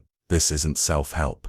It's self-reconstruction. And yes, it will hurt. You'll feel raw, exposed, exhausted. But every time you move through insecurity instead of around it, you expand. And soon, things that once triggered you, they feel laughable. You look back and wonder why they had so much power.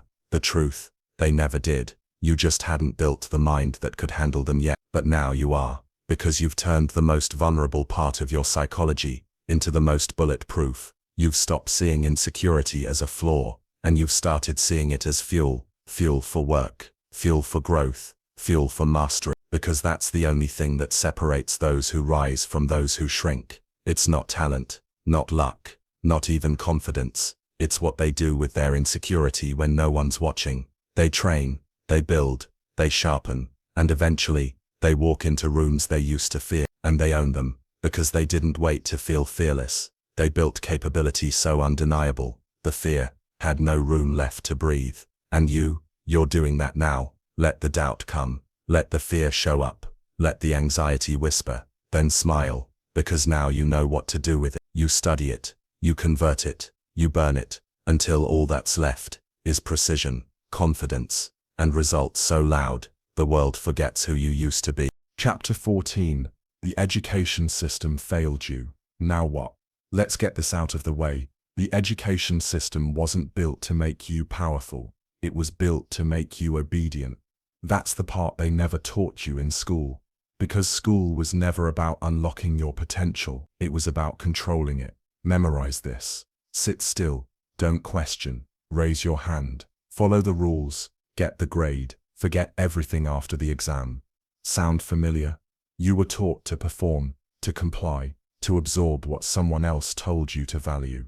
But you were never taught how to think, never taught how to ask better questions, never taught how to build your mind like a weapon. And now, here you are, an adult in a world that runs on speed, precision, and execution, and your formal education gave you none of those things. You were trained to memorize facts, but not how to make decisions. You were rewarded for giving the right answers, but punished if you asked the wrong questions. You were told to study history, but never told how to rewrite your own future. So let's be clear, the system failed you, but now the responsibility is yours. You can't keep blaming the school. You can't keep saying nobody taught me. That's true, but now it's irrelevant. Because now you're either educating yourself, or the world is programming you by default. That's the new rule. No one's coming to teach you. No one's coming to rescue you. No more grades. No more schedules. No more structure built for you. Now, you build it. Because here's the truth. Everything you needed to learn was never in the curriculum. It was always in the corners, in the cracks, in the things they skipped because they were too real. They didn't teach you emotional intelligence. They didn't teach you how to think under pressure. They didn't teach you how to manage time, energy, focus, habits, psychology. They didn't teach you wealth creation. They didn't teach you how to rewire your identity. They didn't teach you how to learn after the diploma. So what now? Now you do it yourself. Now you build your own curriculum. Now you become your own institution. Because if you don't, you stay trapped. Trapped in an outdated model. Trapped in the lie that degrees equal intelligence. Trapped in mental habits that were designed for factories, not freedom.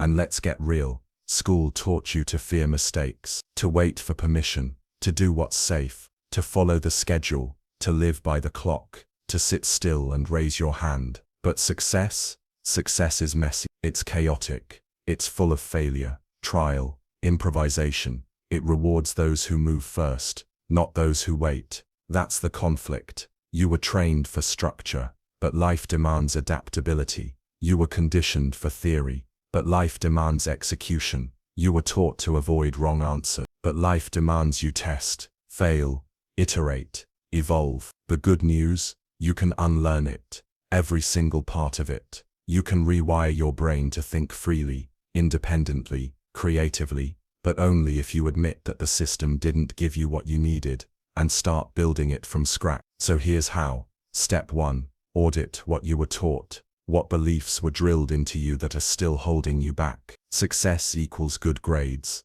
Always follow the rules. Don't speak unless called on. Don't challenge authority. Be realistic. Fit in. Don't fail. These are viruses. They've been running in your head for years. You can't grow with code that was written to keep you average. So you uninstall it. You challenge it. You rewrite it. Start saying this instead. Failure is feedback. Rebellion is a form of intelligence. Grades don't measure capability. I don't need permission to create. Questions are more powerful than answers.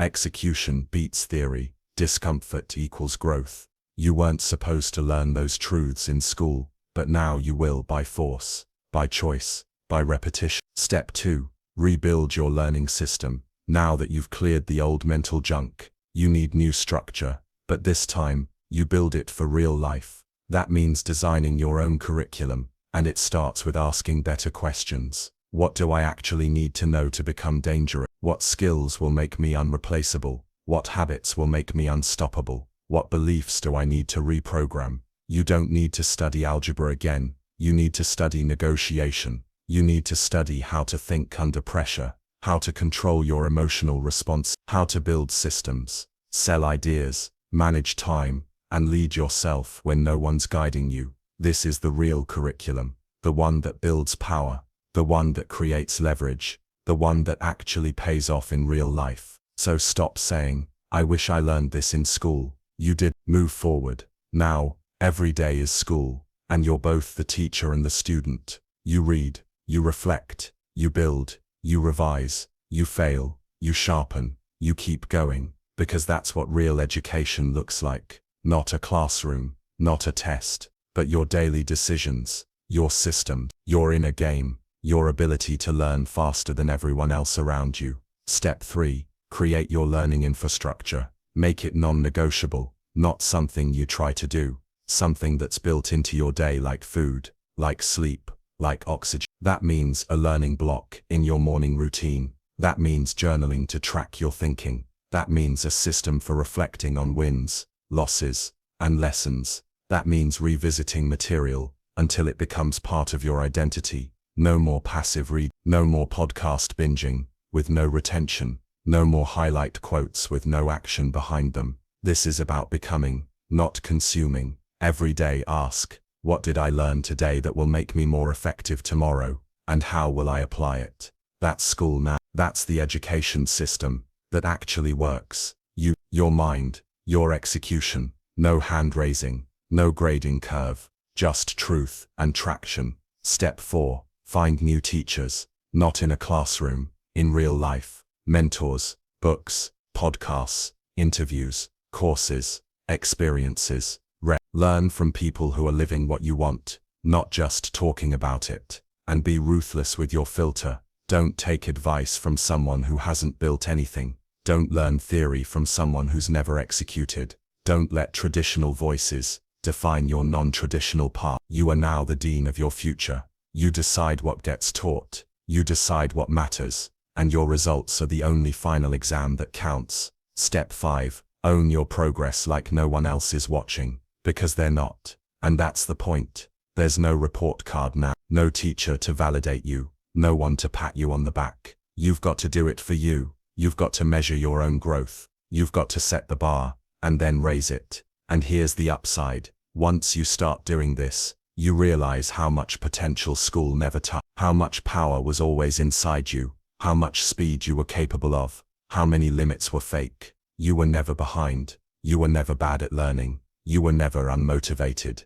You were just being trained by a system that wasn't designed for your greatness. But now, you build your own system, one that teaches you how to think, act and move like a weapon, one that rewards execution over memorization, one that builds real-world capability, not approval. You've already graduated. Now it's time to wake up and start your real education. Chapter 15, The Psychology of Real Self-Confidence. Confidence isn't what you think it is. It's not walking into a room and thinking you're better than everyone. It's not loud. It's not flashy. It's not chest out, shoulders back, fake it till you make it. It's not pretending you've got it all figured out. That's performance. That's ego wrapped in anxiety. That's trying to look powerful instead of being powerful.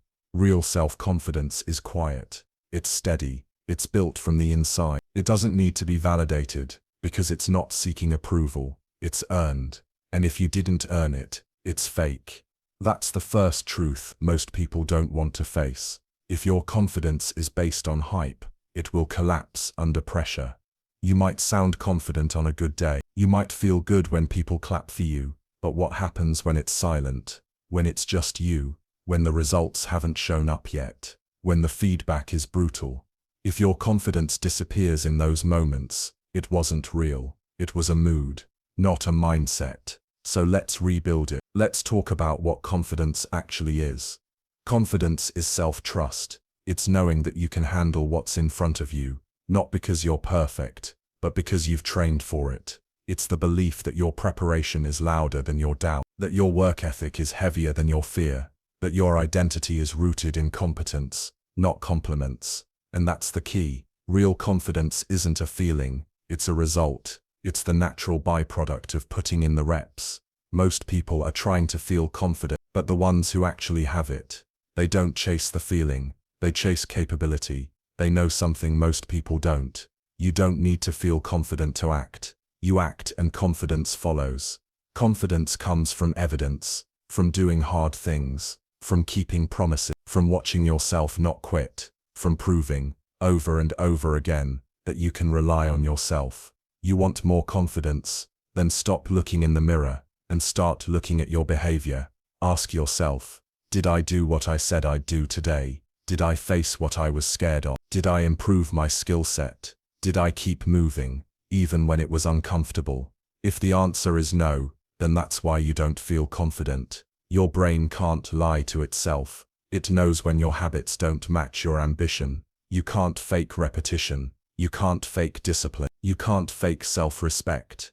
Confidence is what happens when you're so consistent, so prepared, so deliberate, that your nervous system starts to believe in you automatically, not because of what you say, because of what you do. But let's go deeper. There are 3 pillars of real self-confidence.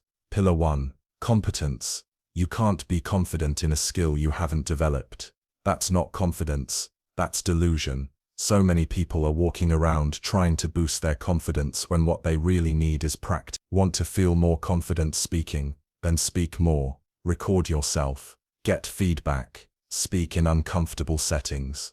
Want to feel more confident in your business? Then know your numbers. Know your product. Know your people. Know your plan. You're not unconfident. You're undertrained. The fix isn't motivation, it's mastery.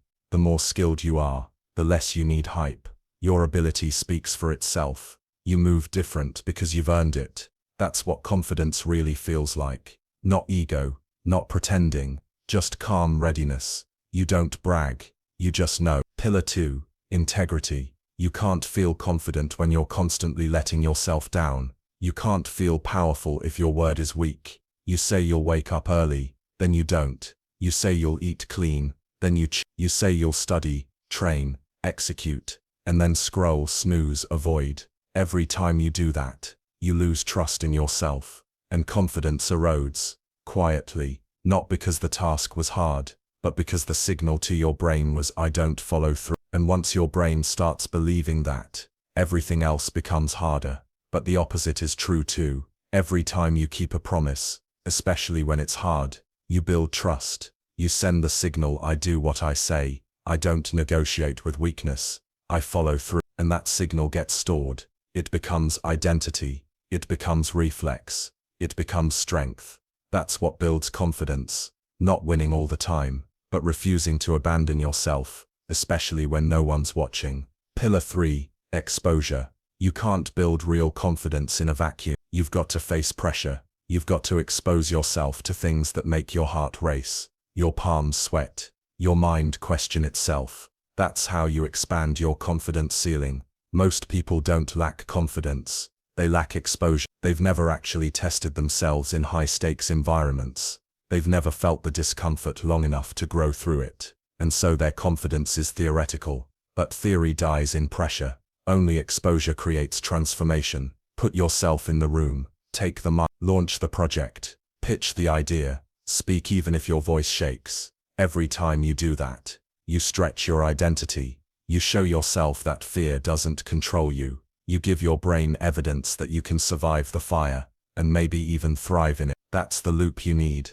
Action, discomfort, proof, growth, growth, confidence. You don't just become more confident, you train yourself to carry more intensity, and that training never stops. You want to be dangerous in any room. You've got to run toward the spaces that scare you, until they feel like home. And here's the bonus truth. Confidence doesn't mean you never feel doubt. It just means the doubt doesn't stop you anymore. You still feel it. You just don't bow to it. You've built enough experience to keep going anyway. That's maturity. That's mastery. But most people want to skip that. They want to feel certain before they start. They want to feel qualified before they speak. They want to feel ready before they take the leap. You will never feel fully ready, and you're not supposed to. Readiness is a myth. It's comfort's last defense. Confidence isn't about being ready. It's about being willing. Willing to start with doubt. Willing to move through fear. Willing to suck at first. Willing to face yourself. And that willingness, that's what builds the real thing. So if you want to become someone who walks different, talks different, executes different, you don't need to fake it. You need to build it. Here's how. Set a 30-day confidence protocol. Every day keep one hard promise to yourself. It can be tiny, but it has to cost you something. Discipline over comfort. Every time. Second, expose yourself to one uncomfortable action daily. Send the message. Make the call. Ask the question. Lean into the resistance. Third, track your progress. Not just wins. Track follow-through. Train your brain to associate confidence with action, not outcome. Repeat this until it's automatic. And one day, you'll wake up and realize the voice that used to say you can't is gone, replaced with something deeper, quieter, but more powerful. It'll sound like I've been here before. I can handle this. Let's go. That's confidence. Earned, built, permanent. Now go build your. Chapter 16. How to think like a millionaire. You don't need $1 million to think like a millionaire. In fact, most millionaires didn't start with money. They started with mindset. And until you rewire how you think about money, you'll stay broke, no matter how much you earn. Here's what most people get wrong.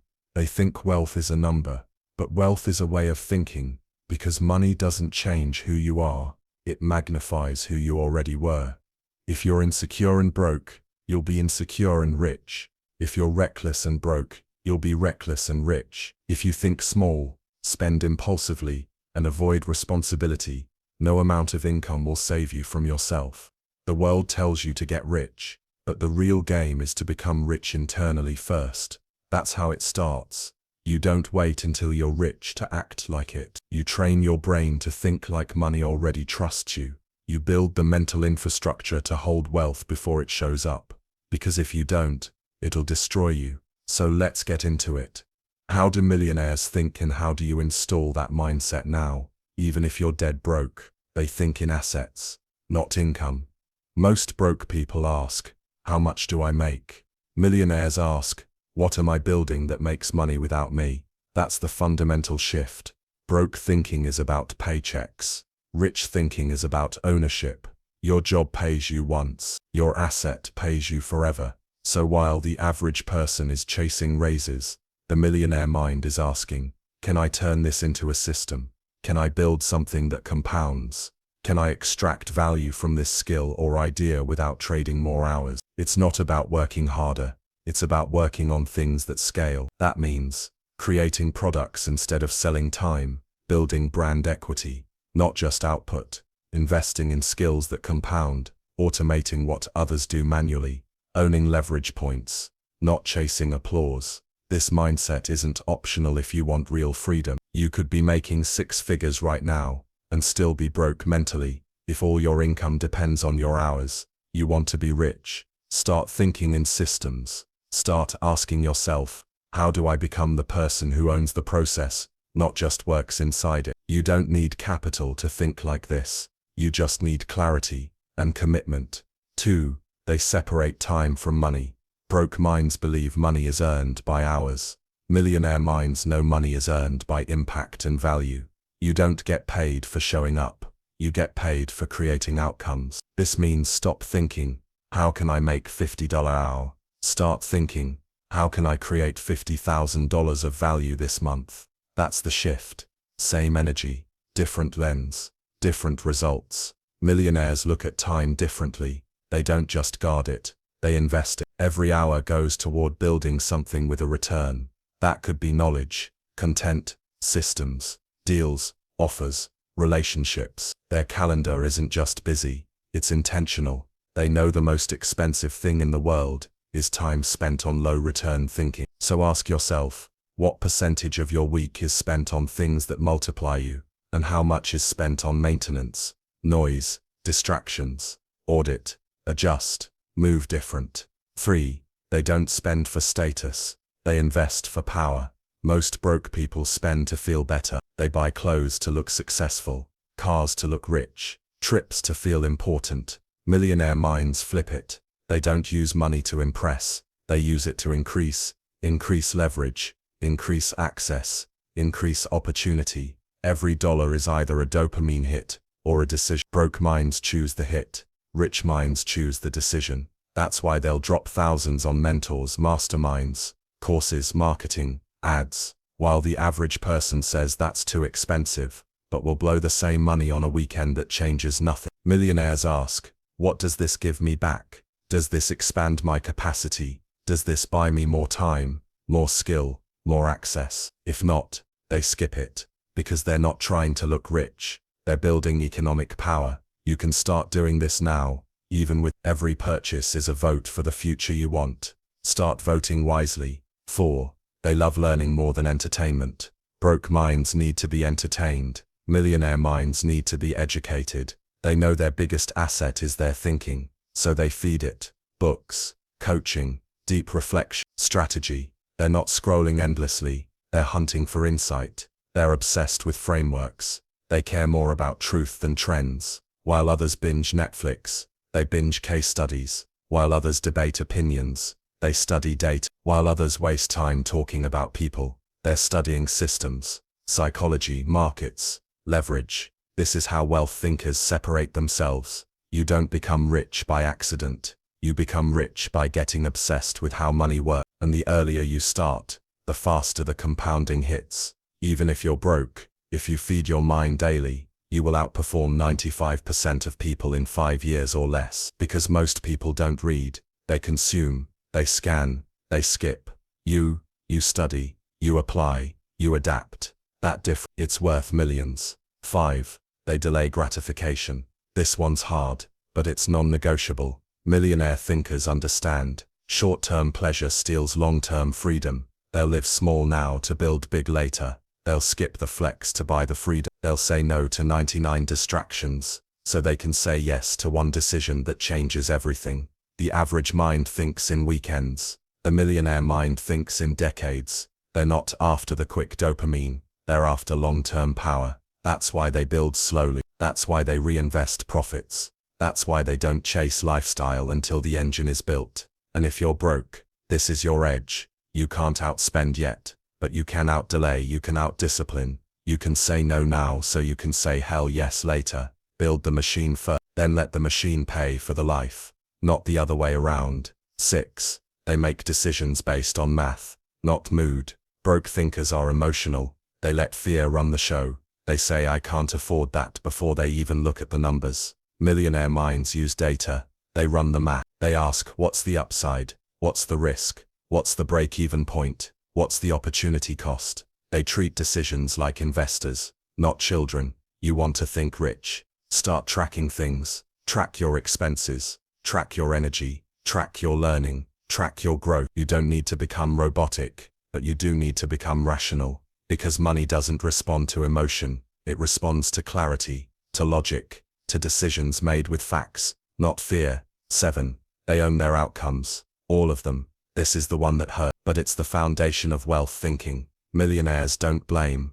They don't say I didn't get the opportunity. They say I didn't create enough value. They don't say, that's unfair. They say then I'll outwork it. They take radical ownership of their life. No excuse, no pointing fingers. Just total control. That's what frees them, because when you stop blaming, you start building. When you stop reacting, you start designing. And you don't need a single dollar to do this. You can be dead broke, and still say I'm the one responsible for what happens next. That shift alone makes you richer than most. That's wrap it clean. To think like a millionaire, even if your bank account says 0, you need to rewire 7 things. DAC, think in assets, not paychecks. Disconnect time from money. Buy power, not status. DAC.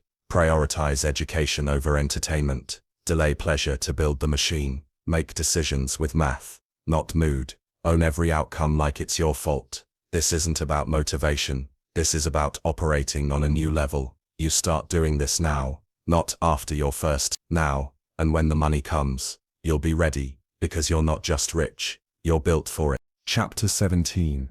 Embrace boredom. That's where mastery begins. Everyone wants to be great, but nobody wants to be bored. That's the problem. See, mastery isn't exciting. It's not flashy. It's not made for Instagram. It's repetition. It's silence. It's showing up when nothing new is happening. That's the real path to elite. Not the dopamine-fueled, always fresh, always stimulated grind everyone talks about. But the grind that feels like a loop, the one that tests your patience more than your passion. And most people will never make it through that loop. They quit when it gets boring. They switch when the newness fades. They chase variety, thinking it's growth. But here's the truth. Boredom is a test of depth, a test of commitment, a test of who's actually building and who's just browsing. You want to be world-class? Then you've got to learn to fall in love with boredom. Because boredom is where the work becomes real. It's where the reps begin to count. It's where progress stops being visible and starts being internal. Most people don't understand this. They think progress should always feel like progress, but it doesn't. Sometimes it feels like you're standing still, like you're going backwards, like nothing is happening. But that's the illusion. What's really happening is compounding. Let me be clear. Success is not about intensity, it's about consistency, and consistency lives in the land of boredom. You don't get good at anything without being bored. Want to be a killer writer? Write the same sentence 100 different ways until it bleeds. Want to master sales? Say the pitch until your voice loses tone. Want to dominate fitness? Eat the same meals, lift the same weights, track the same metrics for years. That's what greatness looks like. Repetition that would break most people's minds. And you have to train yourself to love it. You have to start seeing boredom as a signal, not of failure, but of depth, because boredom shows up right before transformation, right before the breakthrough, right before your brain rewires, right before you level up. But most people never get there because their brain is addicted to novelty. Social media has wired you to crave change every 5 seconds. Your phone is a slot machine. Your attention span is being stolen in microseconds. And now, you sit down to do the work, and you can't. You itch, you scroll, you distract. You tell yourself it's burnout, or lack of motivation. It's not. It's a lack of tolerance for boredom. And until you rebuild that tolerance, you will stay trapped in surface-level productivity. Here's the key. You don't need more stimulation. You need more focus. Because the winners, they get bored too, but they stay in it. They use it. They train under it. They know the difference between entertainment and execution, and they choose execution over and over again. So how do you develop this? You start by reframing boredom. You stop seeing it as a negative state, and you start seeing it as an indicator of growth. When boredom hits, your brain is telling you we're not being rewarded right now, and your response should be, good, we're not here for dopamine, we're here for development. This is where you shift from consumer to creator, from amateur to pro, from hype chaser to empire builder, because the deeper you go into your craft, the more repetition it demands, the more subtle the improvements, the longer the delay before results. That's where 99%. They confuse boredom with stagnation. They don't realize they're standing right next to the breakthrough, but the 1%. They double down, they lean into the monotony, they sharpen their tools, they do the same drill, with more precision, they master the fundamentals until they look like magic. That's what Kobe did, what Jordan did, what every elite performer in any field does. Not 10,000 different moves, just a handful, repeated with surgical precision, until boredom becomes brilliance. Here's what that means for you. Stop changing your goals. Start changing your habits. Stop switching strategies. Start sticking with the one that works, until it becomes second nature, because mastery doesn't come from stimulation, it comes from iteration, and iteration lives in boredom. That's where your edge is. That's where the next version of you is hiding. But most people will never meet that version, because they quit too soon. They build for 2 weeks, then pivot. They post for a month, then vanish. They train for 30 days, then call it burnout. It's not burnout, it's boredom, and it's the moment that matters most. This is your threshold. Push past it, and you build something real. Stop here and you stay like everyone else. Motivated, but not transformed. So here's what you do. Step 1. Build boredom rituals. Start associating boredom with progress. Set blocks of time for deep repetitive work. No distractions, no music, no switching tabs. Train your mind to focus when it doesn't want to. Call it what it is, mental resistance training. Start small, 25 minutes, then stretch it, 40, 60, 90. Your ability to sit still and execute in silence will become your greatest weapon. Step 2. Track the unsexy. Anyone can track big wins. Real pros track the boring stuff. Reps, minutes focused, pages read, calls made, emails sent, videos scripted, articles posted. Because the magic is in the mundane. It's the boring work done relentlessly that becomes your edge. Start treating those small actions like compound interest, because that's what they are. Step 3. Reward the process, not the novelty. Stop chasing new. Start celebrating consistency. Build streaks. Stack habits. Measure effort, not emotion. You had a boring day. Perfect. That's one more rep in the bank. You followed the plan with zero excitement. You're getting closer. You repeated the same drill with no applause. You're becoming elite. Train your brain to love the invisible, because the invisible becomes inevitable. And here's the deep truth. If you can master boredom, you can master anything, because boredom is where the brain wants to quit. And when you teach it not to, you separate yourself forever. The average mind chases comfort. The elite mind chases friction, because it knows friction is the forge. It's where the fluff burns off, where the weak thoughts die, where the real work begins. And it's quiet there. No cameras, no likes, no shortcuts, just you, and the craft, and the boredom. Over time that boredom becomes power, a power that people feel, a power that shows up in the quality of your work, your speech, your movement, because repetition builds not just skill, it builds certainty, and certainty is what makes people listen, buy, follow, trust. So next time it gets boring, smile, you're in the right place. That's the doorway. Keep walking. Chapter 18. Don't wait to feel ready. Execute in chaos.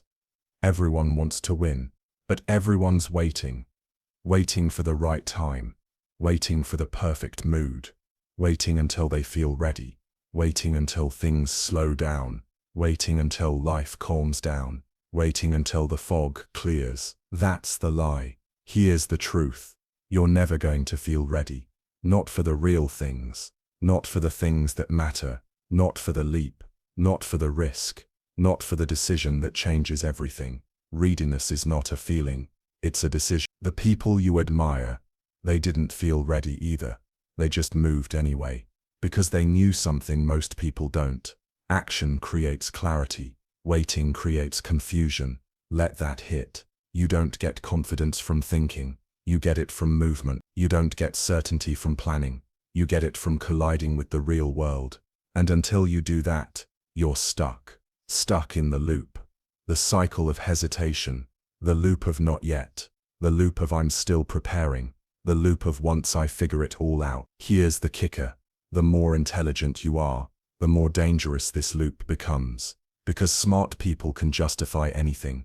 You build spreadsheets. You analyze angles. You study trends. You convince yourself it's smart to wait. But waiting is a drug, and your brain loves the comfort. So you convince yourself that you're being strategic, when really you're just afraid. Here's what you need to hear.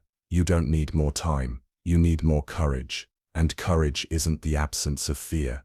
It's action in the presence of fear. You think the timing is, it's always off. You think you need more information. You'll always need more. You think you need to feel confident first. Confidence is a result, not a prerequisite. This is the great separator. Most people wait for green lights. Winners move on yellow. They move with shaky hands. They speak with trembling voices.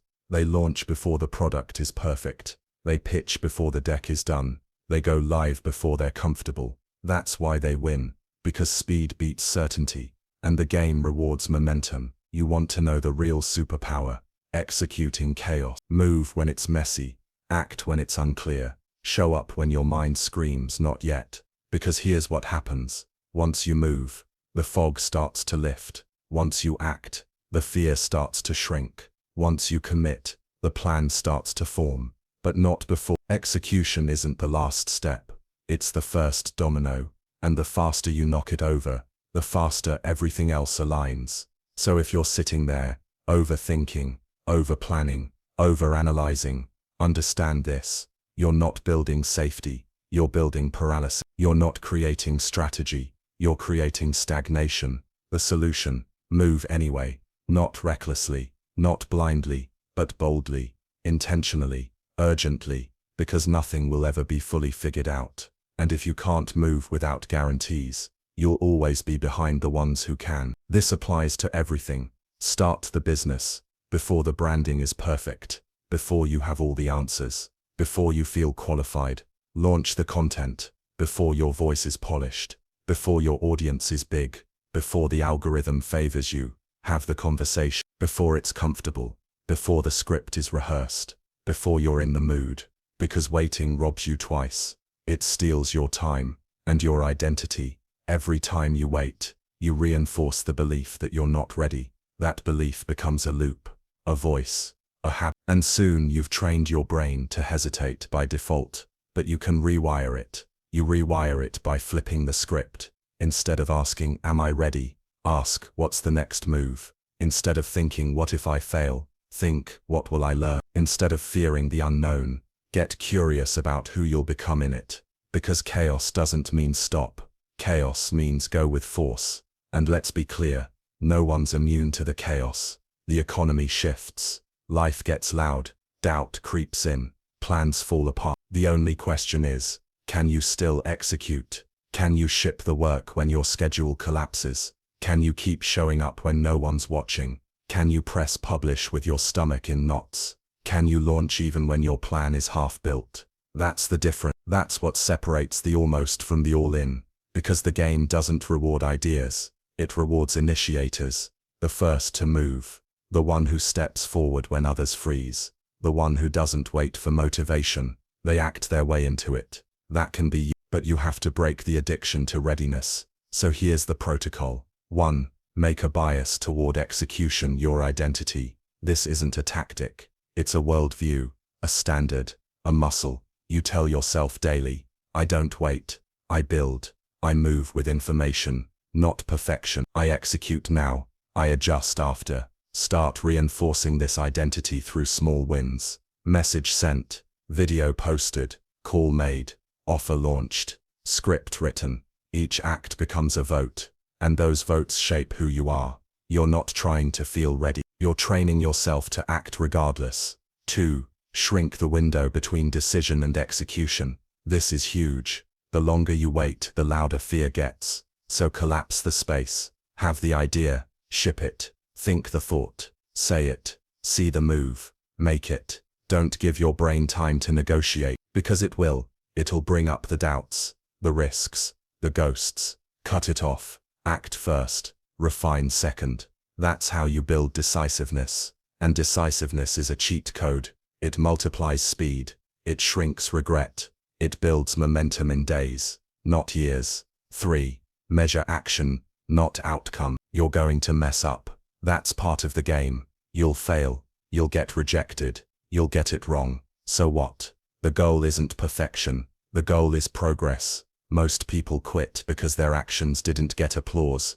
But applause doesn't build you. Reps do. So measure the rep. Track the attempts. Celebrate the execution, not just the win. Because eventually execution becomes instinct. And when it does, that's when the wins compound. 4. Fall in love with being early. Most people want proof. They want guarantees. They want to see everyone else do it first. You need to fall in love with being early, with being the one who moves before the crowd, with stepping into the unknown before it's popular. That's where the leverage is. That's where the legacy is. You want to build something that lasts. Be early. Be fast. Be relentless. Let everyone else wait. You move. Pay. Here's the final truth. You can either wait to feel ready, or you can decide that today is ready enough. One more week won't help you. One more course won't change you. One more month of waiting won't protect you. You don't need more time. You need more faith in motion, because motion builds proof. Proof builds identity, and identity builds power. So don't wait for the light to turn green. Run the yellow. Drive through the fog. Act before it makes sense. That's where your future lives. Not in the planning, not in the preparation, but in the moment you move. Chapter 19. You're not lacking motivation. You're lacking systems. Let's get one thing clear from the start.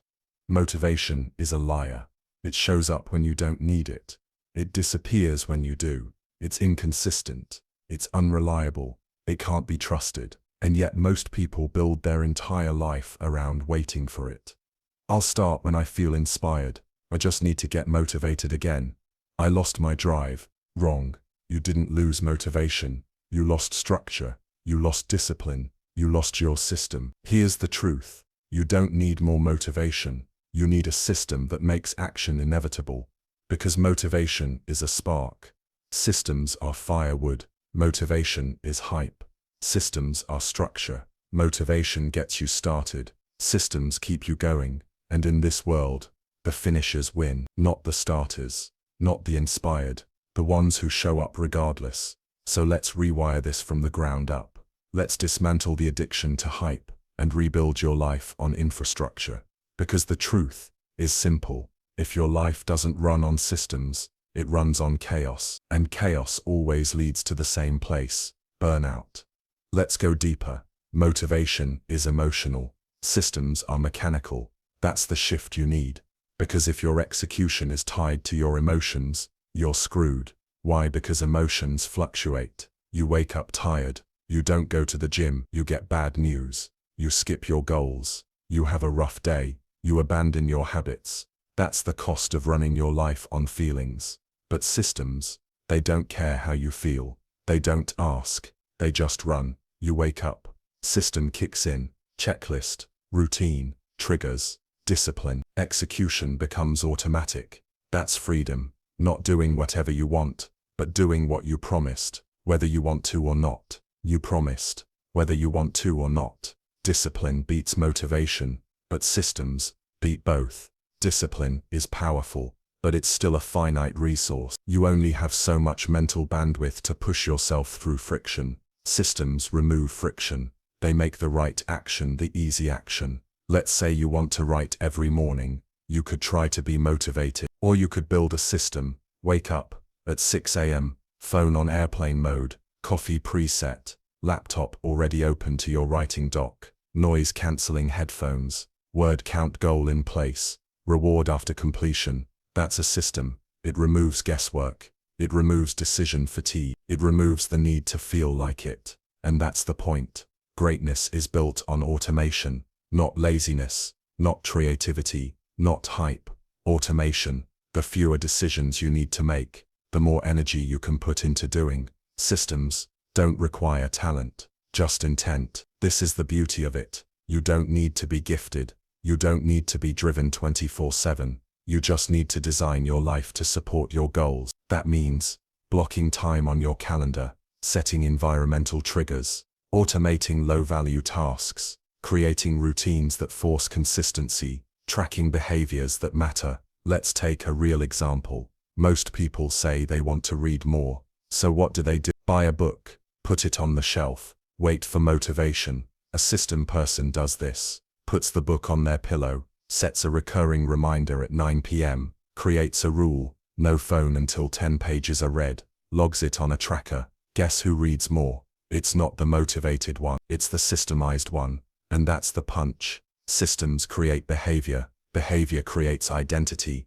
Identity drives results. So if you want to change your life, change your systems. You rise to the level of your systems, not your goals. Goals are direction. Systems are process. You need both, but systems win the day. Everyone has goals. Few have systems. That's why gyms are full in January and empty in March. Why people start businesses but never scale them. Why content creators post for 3 weeks then disappear.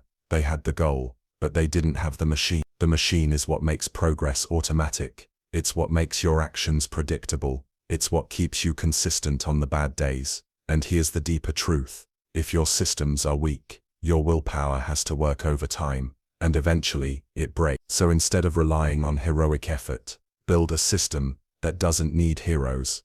Let's build your system. Here's the framework. 1. Decide the outcome. Start with clarity. What are you trying to become? Be specific. Not, I want to be healthy, but I want to train 5 bikes a week, weigh 180 pounds, and run a 6:30 mile. Not, I want to grow my business, but I want to hit $20 kVAs month in profit, with 3 core offers by December.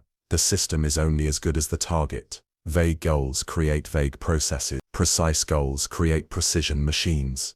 2. Break it into behaviors. What actions create that outcome? Think in inputs, not outputs.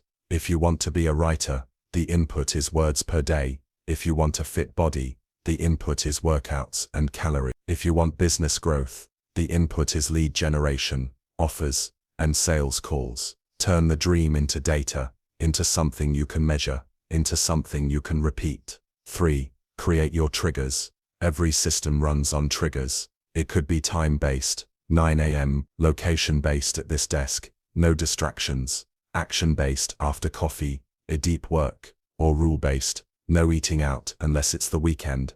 The more automatic the trigger, the less willpower you need. And that's the holy grail, frictionless consistency, where the system runs like a habit, where it becomes harder not to follow it. 4. Track relentlessly. What gets tracked gets repeated. Track your workouts. Track your word counts, track your deep work hours, track your habits, track your revenue-producing activity. Why? Because tracking gives you data, data gives you feedback, feedback gives you power. You're not guessing, you're observing, you're optimizing, you're running your life like a system, not a mood. 5. Review and refine. No system is perfect, and that's fine. You build it, you run it, you watch for leaks, then you fix it. Weekly reviews. What worked, what stalled, what distracted you, what needs adjusting. Don't romanticize the system, make it ruthless.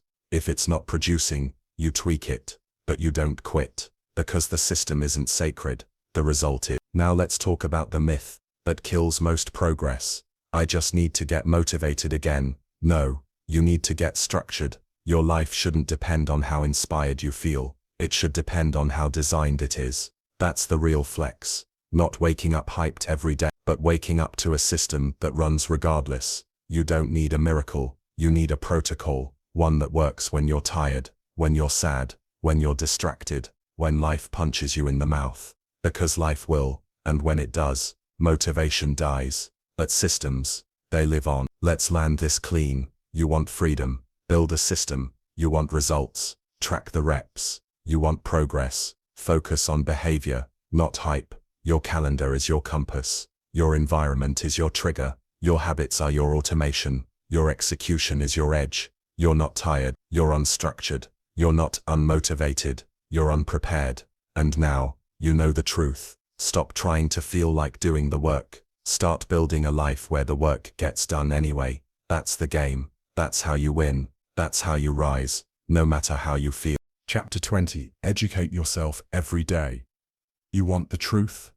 The world doesn't owe you anything. Not success, not clarity, not understanding, not opportunity.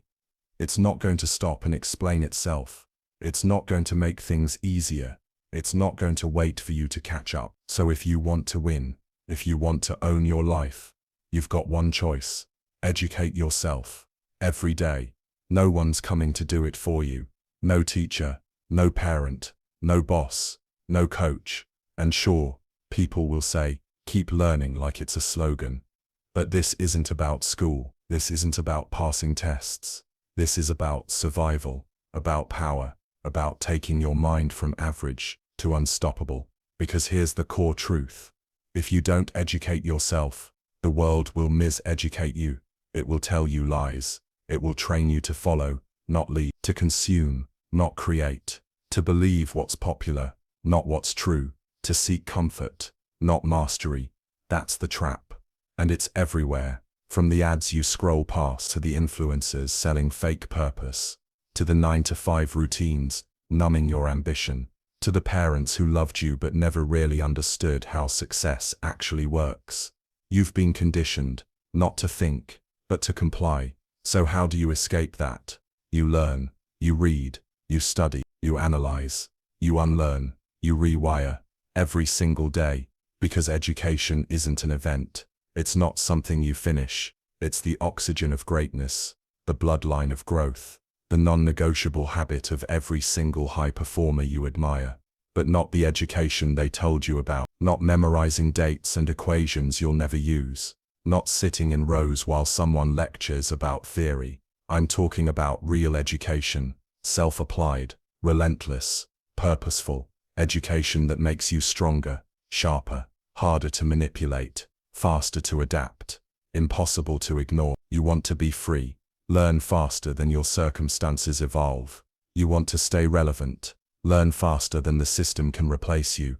You want to dominate, learn what they don't teach: psychology, leverage, systems, persuasion, money, discipline, failure. Because here's the punch. The top 1% don't stop learning. That's why they stay the 1%. While the rest of the world says, I don't have time to read, the winners are reading 5 books a month. While the world says, I'm too busy, the winners are stacking courses, studying patterns, and reverse engineering everything they want to master. While the world watches Netflix, the winners watch people. They study psychology, they learn new skills, they dig into second-order consequences, they invest in mentorship, they stay curious, because they understand something that average minds don't. Knowledge compounds. You don't see it immediately. It's invisible. You don't feel smarter after one chapter. You don't feel stronger after one insight.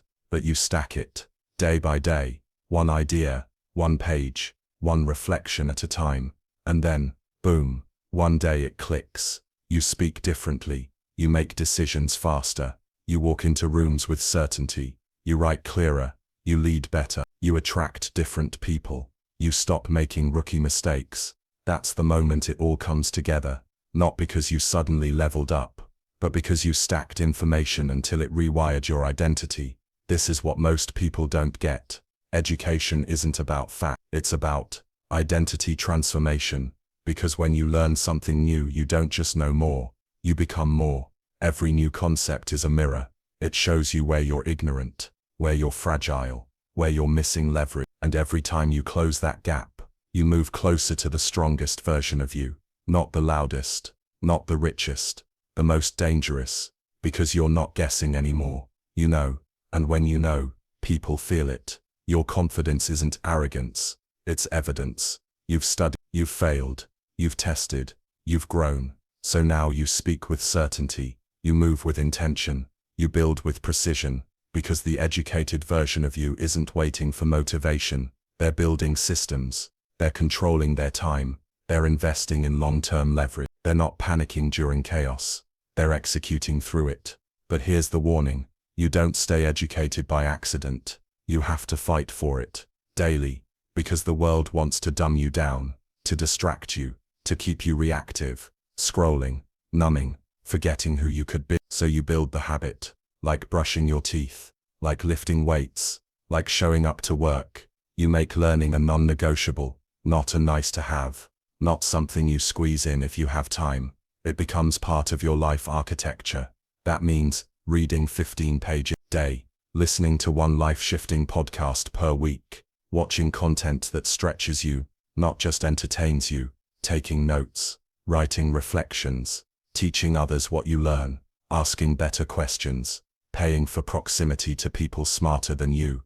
Because here's the secret. Smart people don't just learn, they organize their knowledge, they build frameworks, they turn wisdom into tools. And that's what separates information hoarders from lethal thinkers. Anyone can watch 100 videos. Few can explain one idea clearly. Few can apply it under pressure. Few can simplify it enough to teach it to a 10-year-old. That's the level you aim for. Not knowing but embodying. That's the result of daily self-education. You move from, and when your learning becomes part of your operating system, that's when life shifts. Because now, every problem becomes a puzzle. Every setback becomes a case study. Every failure becomes a feedback loop. Every interaction becomes a chance to sharpen your awareness. You're no longer walking through life blind. You're seeing layers, reading subtext, catching angles, predicting patterns. Because you trained for this. And now, you're 10 steps ahead, not because of talent, but because you educated yourself when no one else did. While they scrolled, you studied. While they escaped, you engaged. While they numbed, you noticed. And that's how you become unstoppable. Not through hacks, but through repetition of deep understanding. So here's your challenge. Start now, and never stop. Not when you hit your income goal, not when people call you successful, not when you feel done, because you're never done. You're a builder, of mind, of systems, of character, and education is your fuel, every single day. If you want to beat the 99%, don't copy them, outlearn them. If you want to stay sharp under pressure, don't pray for peace, study the chaos. If you want to grow faster than life can break you, don't wait for answers, train your brain to create them. Educate yourself, every day, read with intent, listen with focus, think with structure, question what everyone else accepts, learn like your future depends on it, because it does. And one day you'll look back and realize, you weren't lucky. You weren't naturally gifted, you were just the one who never stopped learning. While they waited, while they forgot, you applied. While they coasted, you compounded. And that's why you became who you are now. Not because you were chosen, but because you chose to educate yourself every single day.